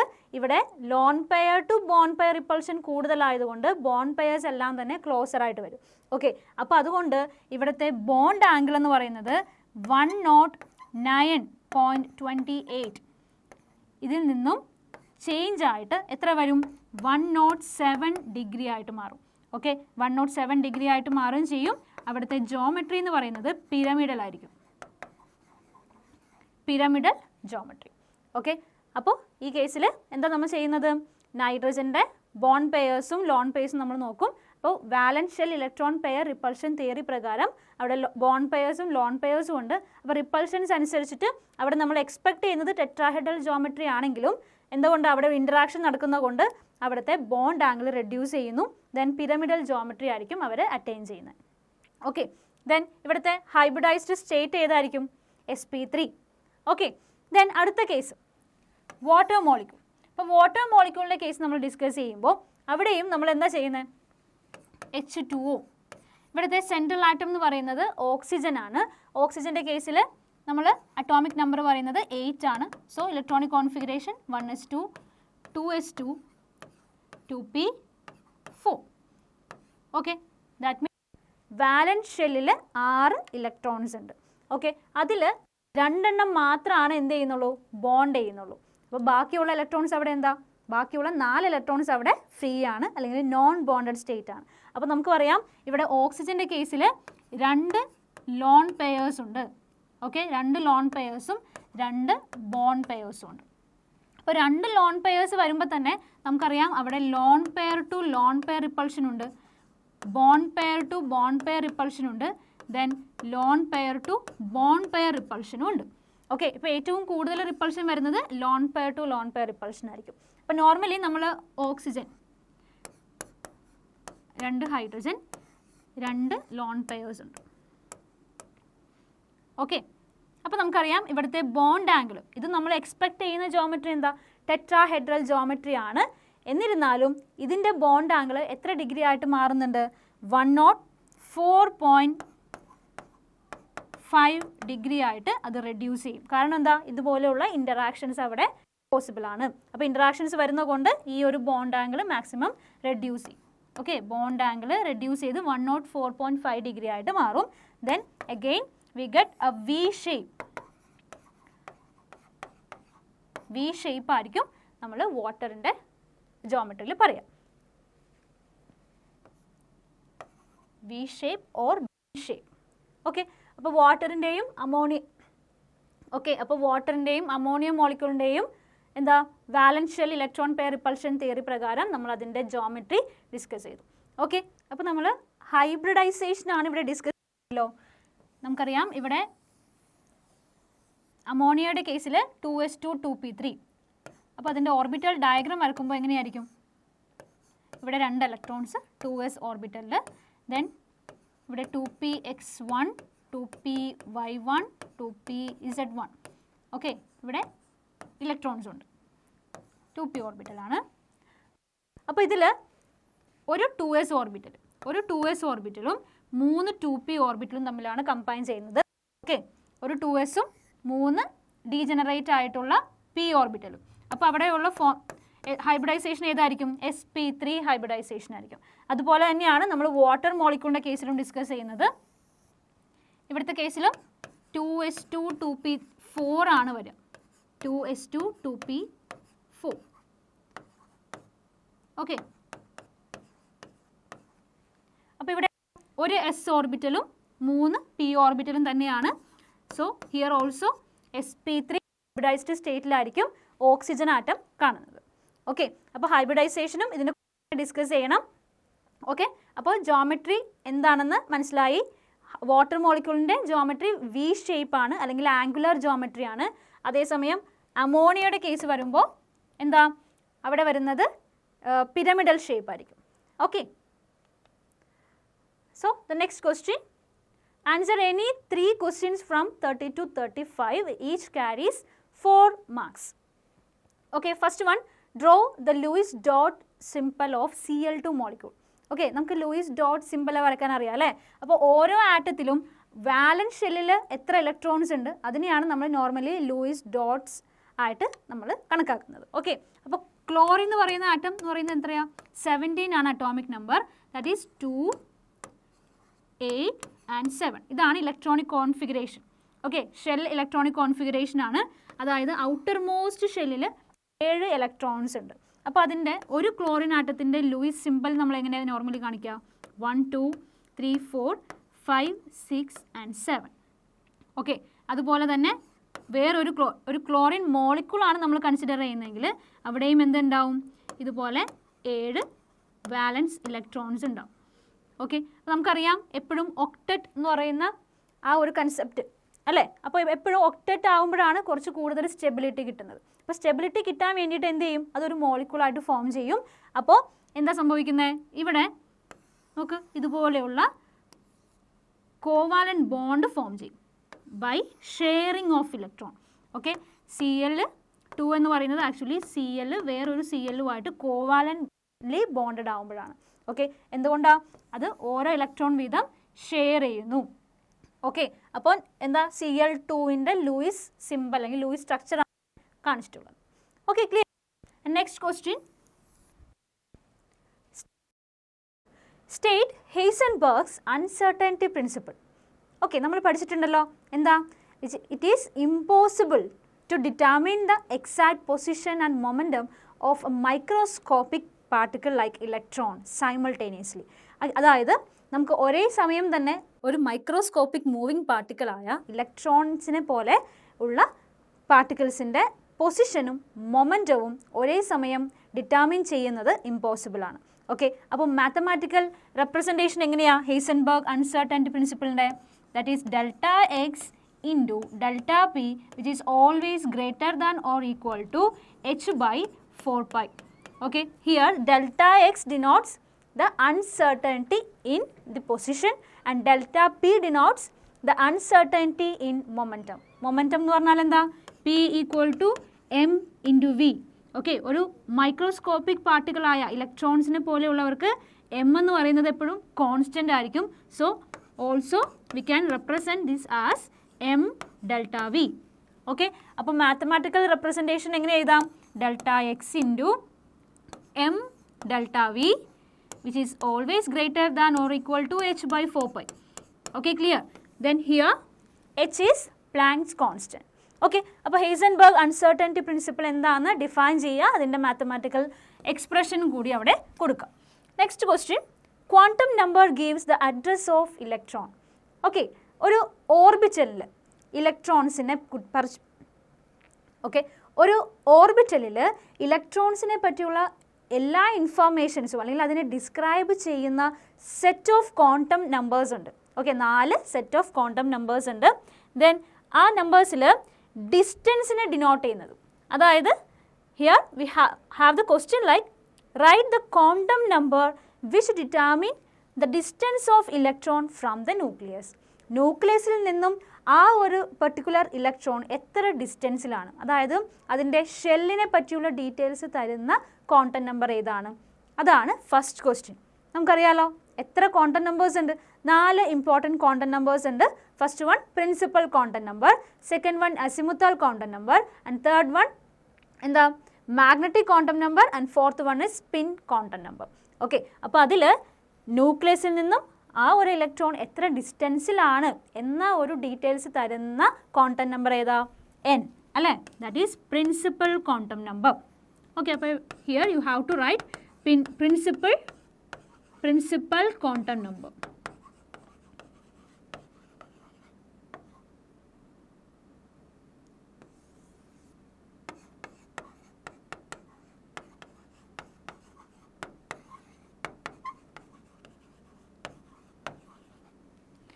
Okay, then the orbital angular momentum. Okay, ഒരു quantum number which gives information about the orbital angular momentum, that is subsidiary quantum number or azimuthal quantum number. Okay, അപ്പോൾ subsidiary എന്ന് പറഞ്ഞാലും azimuthal എന്ന് പറഞ്ഞാലും same ആണ്. Subsidiary quantum number or you can write azimuthal quantum number. Okay, ഇതിനെ represent ചെയ്യുന്ന അല്ലെങ്കിൽ denote ചെയ്യുന്ന സിമ്പിൾ എന്താ? Small letter L. Okay, clear? Then let's see the 33rd question, that is based on bond order compare the relative stability of O2 and O2 2-. Okay, 2 species തന്നിട്ടുണ്ട്. ഇതിൻ്റെ bond order നിങ്ങൾ calculate ചെയ്യണം. എന്നിട്ട് എന്ത് ചെയ്യണം? അതിനെ stability ഒന്ന് relate ചെയ്യുക. ആർക്കാണ് കൂടുതൽ സ്റ്റെബിലിറ്റി ഉള്ളത്? ഓക്കെ, അപ്പോൾ നമ്മൾ ഏറ്റവും ആദ്യം എന്താ ചെയ്യേണ്ടത്? അതിൻ്റെ ഓർബിറ്റൽ കോൺഫിഗറേഷൻ ഒന്ന് എഴുതി നോക്കണം അല്ലേ? അപ്പോൾ നമുക്ക് നോക്കാം. O2. Okay, in order to write the orbital electronic configuration, first എന്ത് ചെയ്യണം? Let's calculate the number of electrons, total number of electrons present in this molecule, that is O2 molecule. അപ്പോൾ ഒരു ഓക്സിജൻ എന്ന് പറയുമ്പോൾ അതിൽ 8 ഇലക്ട്രോൺസ് ഉള്ളത്. അപ്പോൾ 2 oxygen എന്ന് പറയുമ്പോൾ ടോട്ടൽ 16 ഇലക്ട്രോൺസ്, റൈറ്റ്? 16 ഇലക്ട്രോൺസ് ഉണ്ട്. ദെൻ അതിനെ നമുക്ക് അതിൻ്റെ കോൺഫിഗറേഷൻ എഴുതി നോക്കാം. അതായത് 1s2, അതായത് sigma 1s2, sigma star 1s2, then sigma 2s2, sigma star 2s2, then sigma 2pz, pi 2p x equal to pi 2py. Okay, അപ്പോൾ ഇതാണ് എനർജിയുടെ ഓർഡർ. ഈ ഒരു ഓർബിറ്റൽസിൻ്റെ എല്ലാം എനർജിയുടെ order in the case of oxygen molecule. അപ്പോൾ അതിൻ്റെ ഓർഡർ ഇങ്ങനെയല്ലേ വരുന്നത്? അപ്പോൾ നോക്കിക്കേ, എത്ര ഇലക്ട്രോൺസ് എവിടെ ഉള്ളത്? 16 ഇലക്ട്രോൺസ് ഉണ്ട്. ദെൻ നമുക്ക് ഇലക്ട്രോൺസിന് ഫില്ല് ചെയ്ത് നോക്കുമ്പോൾ 2, 4, 6, 8, 10, 12, 14. ദെൻ നെക്സ്റ്റ് വൺ വരുന്നത് pi star 2px equal to pi star 2py. Okay, ഇവിടെ 1 electron each. Okay, then next step എന്താ? നെക്സ്റ്റ് സ്റ്റെപ്പ് എന്ന് പറയുന്നത് ബോണ്ട് ഓർഡർ കാൽക്കുലേറ്റ് ചെയ്യലാണ്. അപ്പോൾ ബോണ്ട് ഓർഡർ കണ്ടുപിടിക്കുന്ന ഒരു ഫോർമുല നമുക്കറിയാം, that is 1/2 into NB minus NA. NB means number of electrons present in bonding molecular orbital and Na means number of electrons present in anti-bonding molecular orbital. അപ്പോൾ നോക്കിക്കേ, half into NB ഇവിടെ എത്രയാ?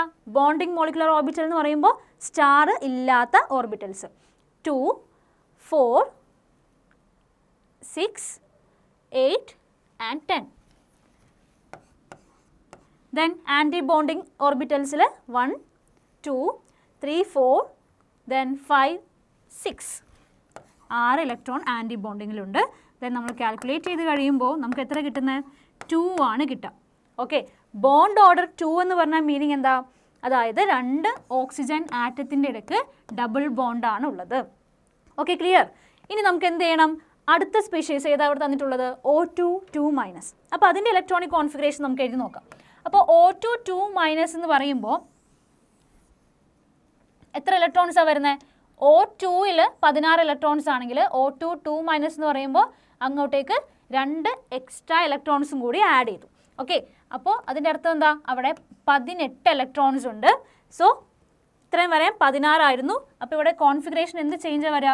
2p2 2p2 എന്ന് വരും. Pi star 2px2 pi star 2py2 എന്ന് വരും. Okay, clear? Then ഇവിടെ നമ്മൾ ബോണ്ട് ഓർഡർ അഗെയിൻ കാൽക്കുലേറ്റ് ചെയ്യുക. Then 1/2 into NB bonding molecular ഓർബിറ്റലിൽ എത്ര ഇലക്ട്രോൺസ് ആയിരുന്നു? അത് നമുക്ക് കിട്ടിയത് 10 ആയിരുന്നു അല്ലേ? 10 മൈനസ് ആൻറ്റി ബോണ്ടിങ്ങിൽ 2 4 6 and 8 10 minus 8. Okay, so 2/2 calculate ചെയ്യുമ്പോൾ നമുക്ക് 1 ആണ് കിട്ടുക. ദാറ്റ് ഈസ് ബോണ്ട് ഓർഡർ 1 ആണ്. അപ്പോൾ O2 2 മൈനസിലെ ബോണ്ട് ഓർഡർ 1 ആകാമെന്ന് പറഞ്ഞ മീനിങ് എന്താ? അവിടെ സിംഗിൾ ബോണ്ട് ആയിരിക്കും കാണുന്നത്. ഓക്കെ, അപ്പോൾ നമുക്ക് O2ൻ്റെ കേസിൽ നമുക്ക് കിട്ടിയത് ഡബിൾ ബോണ്ട്. ദെൻ O2 2 മൈനസിൻ്റെ കേസിൽ നമുക്ക് കിട്ടിയത് single bond. Okay, here question is which is more stable? O2 ആണോ O2 2 മൈനസ് ആണോ കൂടുതൽ സ്റ്റേബിൾ ആയിട്ട് വരുന്നത്? നമുക്കറിയാം സിംഗിൾ ബോണ്ടും ഡബിൾ ബോണ്ടും നമ്മൾ കൺസിഡർ ചെയ്യുമ്പോൾ ഏറ്റവും സ്ട്രെങ്ത് കൂടുതൽ ആർക്കായിരിക്കും? സിംഗിൾ ബോണ്ടിനാണ്. ഓക്കെ, ദെൻ ബോണ്ട് ലെങ്ത് കൂടുതലും സിംഗിൾ ബോണ്ടിനാണ്. അപ്പോൾ ബോണ്ട് ലെങ്ത് കൂടുക എന്ന് പറഞ്ഞാൽ ആക്ച്വലി എന്താ സംഭവിക്കുന്നത്? അവിടെ സ്ട്രെങ്ത് കുറയാം. ഓക്കെ, അപ്പോൾ ഇവിടെ ചോദിച്ചിട്ടുള്ളത് സ്റ്റെബിലിറ്റി ആണ്. കുറച്ച് കൂടുതൽ സ്റ്റേബിൾ ആയിട്ട് വരുന്നത് ഡബിൾ ബോണ്ടാണ്. ഓക്കെ, സ്റ്റെബിലിറ്റി ഡബിൾ ബോണ്ടിനാണ് വരുന്നത്. Okay, clear? കാരണം എന്താ? ഡബിൾ ബോണ്ട് എന്ന് പറയുമ്പോൾ അവിടെ സ്റ്റെബിലിറ്റി കൂടുതലാണ്. അവിടെ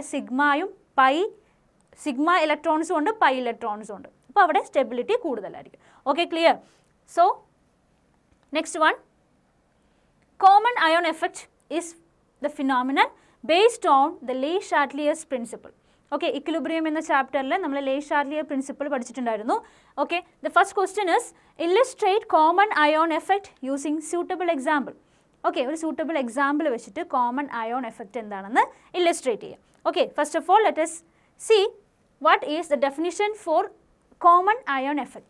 Okay, see, the ionization of a weak electrolyte is suppressed by the addition of a salt which contains a common ion. Okay, സിമ്പിളാണ്. ഇവിടെ എന്താ ആക്ച്വലി സംഭവിക്കുന്നത്? ഒരു വീക്ക് ഇലക്ട്രോലൈറ്റ് നമ്മുടെ കയ്യിലുണ്ടെന്ന് വിചാരിക്കാം. Like for example CH3COOH. ഇതൊരു വീക്ക് ഇലക്ട്രോലൈറ്റ് ആണ്. ഇതിൻ്റെ ഡിസോസിയേഷൻ എങ്ങനെയാണ്? ഇതിൻ്റെ അയണൈസേഷൻ നമ്മൾ എങ്ങനെ കാണിക്കുന്നത്? Like this, CH3COO minus plus H+.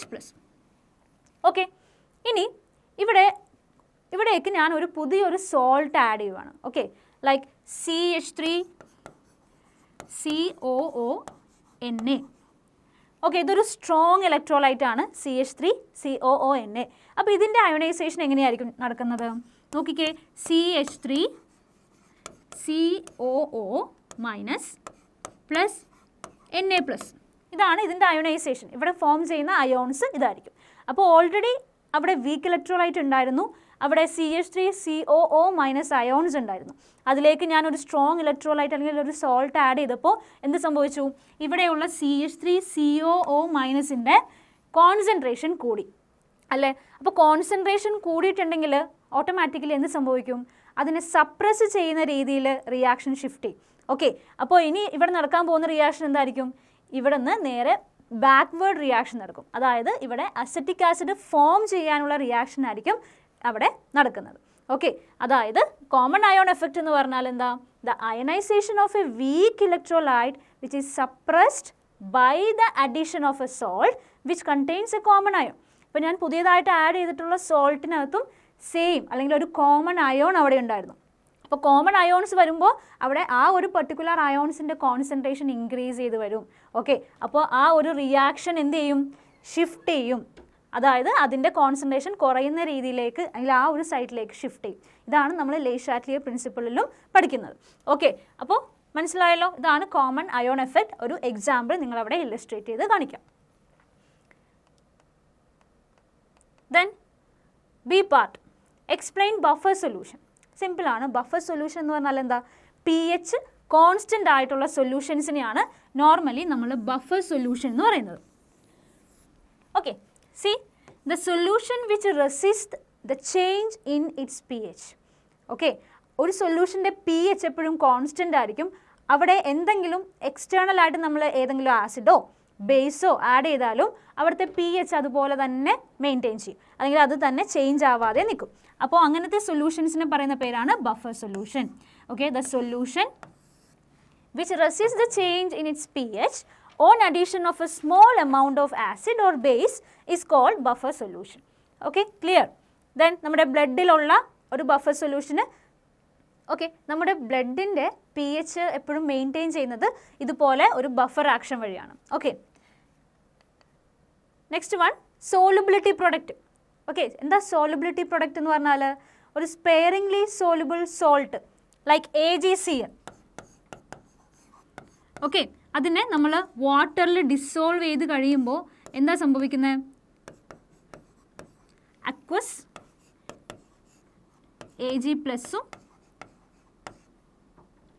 Then Cl- അയോൺസും അവിടെ ഫോം ചെയ്യും. ഓക്കെ, അപ്പോൾ ഇവിടെ നമ്മൾ സോളുബിലിറ്റി പ്രൊഡക്റ്റ് പറയാറുണ്ട്. That is KSP, solubility product constant, which is equal to the product of concentration of ions in a saturated solution. Okay, Ag plus Cl minus. Okay, actually solubility product is the product of the concentration of the ions in a saturated solution of an electrolyte and is a constant at a given temperature. Okay, ഒരു given temperature-ൽ ഇത് constant ആയിരിക്കും. അപ്പോൾ solubility product-ൻ്റെ definition-ഉം നിങ്ങൾ അവിടെ എഴുതണം. Okay. Next question, using S, P, D or F notation, describe the orbital with the following quantum numbers. Okay, അപ്പോൾ നമ്മൾ quantum numbers എന്താണെന്ന് പഠിച്ചിട്ടുള്ളതാണ്. അപ്പോൾ N എന്ന് പറയുന്നത് എന്താ? ഏത് ക്വാണ്ടം നമ്പറാ? Yes, principal quantum number. And L എന്ന് പറയുന്നത് അസിമുത്തൽ ക്വാണ്ടം നമ്പർ. ഓക്കെ, അപ്പോൾ ഇവിടെ N-ൻ്റെയും L-ൻ്റെയും വാല്യൂസ് തന്നിട്ടുണ്ട്. നമുക്ക് എന്താ കണ്ടുപിടിക്കേണ്ടത്? അവിടെ ഏത് ഓർബിറ്റലിലാണ് ആ ഇലക്ട്രോൺ ഉള്ളത്. Okay, using S, P, D or F notation, describe the orbital with the following quantum number. അതാണ് നമ്മുടെ ക്വസ്റ്റ്യൻ. നമുക്ക് ഫസ്റ്റ് വൺ നോക്കാം. ഇവിടെ N-ൻ്റെ വാല്യൂ 4 ആണ്, L-ൻ്റെ വാല്യൂ 0 ആണ്. ഓക്കെ, L-ൻ്റെ വാല്യൂ അതായത് സബ്ഷെല്ലാണ് നമുക്ക് ആക്ച്വലി അസിമുത്തൽ ക്വാണ്ടം നമ്പറിൽ നിന്ന് കിട്ടുന്നത്. Okay, if L is equal to 0, that means S subshell. Then L is equal to 1 means P subshell, then L equal to 2, then that is D subshell. If L is equal to 3, that means F subshell. Okay, അപ്പോൾ first ക്വസ്റ്റ്യനിൽ N-ൻ്റെ value 4ഉം L-ൻ്റെ value 0ഉം ആണ്. അപ്പോൾ അത് ഏത് ഓർബിറ്റലായിരിക്കും? 4. Okay, 0 denote ചെയ്യുന്നത് S orbital, right? So 4s orbital. Okay, second one, N equal to 3 and L is equal to 2. Okay, N-ൻ്റെ value 3 ആണല്ലേ, that means 3. Then L equal to 2 ആണെങ്കിൽ ദാറ്റ് മീൻസ് D സബ്ഷെൽ. അപ്പോൾ അത് ഏത് ഓർബിറ്റലാണ്? 3D orbital. Okay, clear? Next one, carbocations are formed by the heterolytic cleavage of a covalent bond. ഒരു covalent bond heterolytically cleave ആകുക എന്ന് പറഞ്ഞാൽ എന്താ? ആക്ച്വലി ഒരു ബോണ്ട് എന്ന് പറയുന്നത് ഒരു ഇലക്ട്രോൺ പെയേഴ്സ് ആണ് അല്ലേ? അപ്പോൾ ആ ഇലക്ട്രോൺസ് എന്താകും? ഒരു സൈഡിലേക്ക് മൂവ് ചെയ്യുമ്പോൾ അല്ലെങ്കിൽ അങ്ങനെ ആ ബോണ്ട് ബ്രേക്ക് ചെയ്യുമ്പോഴാണ് എന്ത് സംഭവിക്കുന്നത്? ഒരു കാർബോകാറ്റയോൺ ഫോം ചെയ്യുന്നത്, അതായത് പോസിറ്റീവ് ചാർജുള്ള സ്പീഷീസ് അവിടെ ഫോം ചെയ്യുന്നത്. Okay, first question, what is heterolytic bond fission? നമുക്കറിയാം ഒരു കോവാലന്റ് ബോണ്ടിൽ ഇലക്ട്രോൺസ് ഈക്വലി ഷെയർഡ് ആയിരിക്കും. Okay, let us consider an example like HCl molecule. Okay, അപ്പോൾ ഇവിടെ ഷെയർ ചെയ്തിട്ടുള്ള ഇലക്ട്രോൺസ് എന്ത് ചെയ്യും? മോർ ഇലക്ട്രോൺ നെഗറ്റീവ് ആയിട്ടുള്ള ആറ്റത്തിൻ്റെ സൈഡിലേക്ക് ഷിഫ്റ്റ് ചെയ്യും. ഓക്കെ, അങ്ങനെ ആ ബോണ്ട് ക്ലീവ് ചെയ്യുവാണെങ്കിൽ, അതായത് നമുക്ക് പറയാം അൺസിമെട്രിക്കലി ഒരു കോവാലന്റ് ബോണ്ട് ക്ലീവ് ചെയ്യുവാണെങ്കിൽ അത്തരം ഫിഷനെ അല്ലെങ്കിൽ അത്തരം ബ്രേക്കിംഗ് ഓഫ് ബോണ്ടിന് നമ്മൾ പറയുന്ന പേരാണ് heterolytic bond fission, or otherwise it is known as heterolysis. Okay, heterolysis. Then homolysis എന്താണെന്ന് നമുക്കറിയാം. സി, അപ്പോൾ ഹെട്രോലിറ്റിക് ബോണ്ട് ഫിഷൻ്റെ പ്രൊഡക്ട്സ് എന്തൊക്കെയായിരിക്കും? അയോൺസ് ആയിരിക്കും ഫോം ചെയ്യുക. അപ്പോൾ ഈ ഒരു ബോണ്ട് ബ്രേക്ക് ചെയ്യുവാണ്, അൺസിമെട്രിക്കലി ബ്രേക്ക് ചെയ്യുമ്പോൾ നമുക്ക് അവിടെ കിട്ടുന്നത് H+ഉം Cl മൈനസ് അയോൺസ് ആണ്, അതായത് ഒരു കാറ്റയോണും ആനയോണുമായിരിക്കും ഒരു ഹെറ്ററോലിസിസിൻ്റെ പ്രൊഡക്ട്സ് എന്ന് പറയുന്നത്. Okay, clear? And next question, arrange the following carbocations in the increasing order of their stability. അപ്പോൾ താഴെ കുറച്ച് കാർബോകാറ്റയോൺസ് തന്നിട്ടുണ്ട്. അപ്പോൾ അവരുടെ സ്റ്റെബിലിറ്റിയുടെ ഇൻക്രീസിങ് ഓർഡറിൽ അറേഞ്ച് ചെയ്യാനാണ് ക്വസ്റ്റ്യൻ. ഓക്കെ, അപ്പോൾ ഈ ഓരോ കാർബോകാറ്റയോണിൻ്റെ പ്രത്യേകത നോക്കിക്കേ. ഫസ്റ്റ് വൺ, അതായത് CH, ഇതാണ് ഫസ്റ്റ് തന്നിട്ടുള്ള കാർബോകാറ്റയോൺ. ഇവിടെ ഈ കാർബണിൽ ഒരു പോസിറ്റീവ് ചാർജ് ഉണ്ട്. അപ്പോൾ നമുക്കറിയാം ഈ പോസിറ്റീവ് ചാർജ് ഉള്ള carbon which is again connected or attached with 2 other carbon atom. Okay, അങ്ങനെയാണെങ്കിൽ ഇതിൻ്റെ ഡിഗ്രി എത്രയാ? സെക്കൻഡറി. ഓക്കെ, സെക്കൻഡറി കാർബോകാറ്റയോൺ ആണിത്. ദെൻ അടുത്ത കാർബോകാറ്റയോൺ ലൈക്ക് ഈഥൈൽ കാർബോകാറ്റയോൺ ആണത്.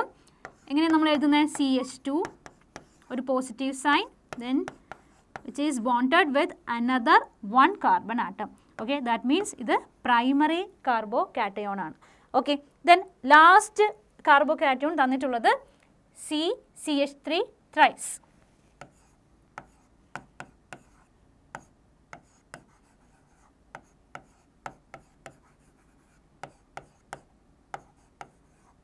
ഓക്കെ, പോസിറ്റീവ് സൈൻ ഉള്ള കാർബൺ വീണ്ടും 3 അതർ കാർബണുമായിട്ട് കണക്റ്റഡ് ആണ്. ദാറ്റ് മീൻസ് ഇത് ടെറിഷറി ആണ്. ഓക്കെ, അപ്പോൾ പ്രൈമറി, സെക്കൻഡറി ആൻഡ് ടെറിഷറി. അപ്പോൾ ഇതിൽ ഏറ്റവും കൂടുതൽ സ്റ്റേബിൾ ആയിട്ട് പറയുന്നത് ആരാ? ടെറിഷറി കാർബോകാറ്റയോൺ ആണ് അല്ലേ? അതിൻ്റെ ഓർഡർ എന്ന് പറയുന്നത് tertiary greater than secondary greater than primary. Okay, എന്തുകൊണ്ടാണ് ടെറിഷറി കൂടുതൽ സ്റ്റേബിൾ ആവാനുള്ള കാരണം? നമുക്കറിയാം ഇവിടെയുള്ള ഓരോ ആൽക്കൈൽ ഗ്രൂപ്പ്സുകൾ എന്ന് പറയുന്നത് എന്താ? ഇലക്ട്രോൺ ഡൊണേറ്റിംഗ് ഗ്രൂപ്പ്സ് ആണ്. Alkyl groups are electron donating. Okay, electron donating groups ആണ് ആൽക്കൈൽ ഗ്രൂപ്പ്സ്. അപ്പോൾ അവിടുത്തെ പോസിറ്റീവ് ചാർജിനെ, ഈ കാർബൺ പൊസസ് ചെയ്യുന്ന പോസിറ്റീവ് ചാർജിനെ നള്ളിഫൈ ചെയ്യാനായിട്ട് ഈ ഓരോ ആൽക്കൈൽ ഗ്രൂപ്പിനും പറ്റും. ഓക്കെ, അപ്പോൾ അതുകൊണ്ടാണ് tertiary is more stable than secondary and than primary. Then ഇത് നമുക്ക് ഹൈപ്പർ കോൺജുഗേഷൻ വഴിയും എക്സ്പ്ലെയിൻ ചെയ്യാം. അതായത് ഒരു സിമ്പിൾ എക്സാമ്പിൾ എടുക്കുവാണെങ്കിൽ ഈഥൈൽ കാർബോകാറ്റയോൺ എടുക്കാം. ഈഥൈൽ കാർബോകാറ്റയോൺ എന്ന് പറയുമ്പോൾ CH3 CH2+.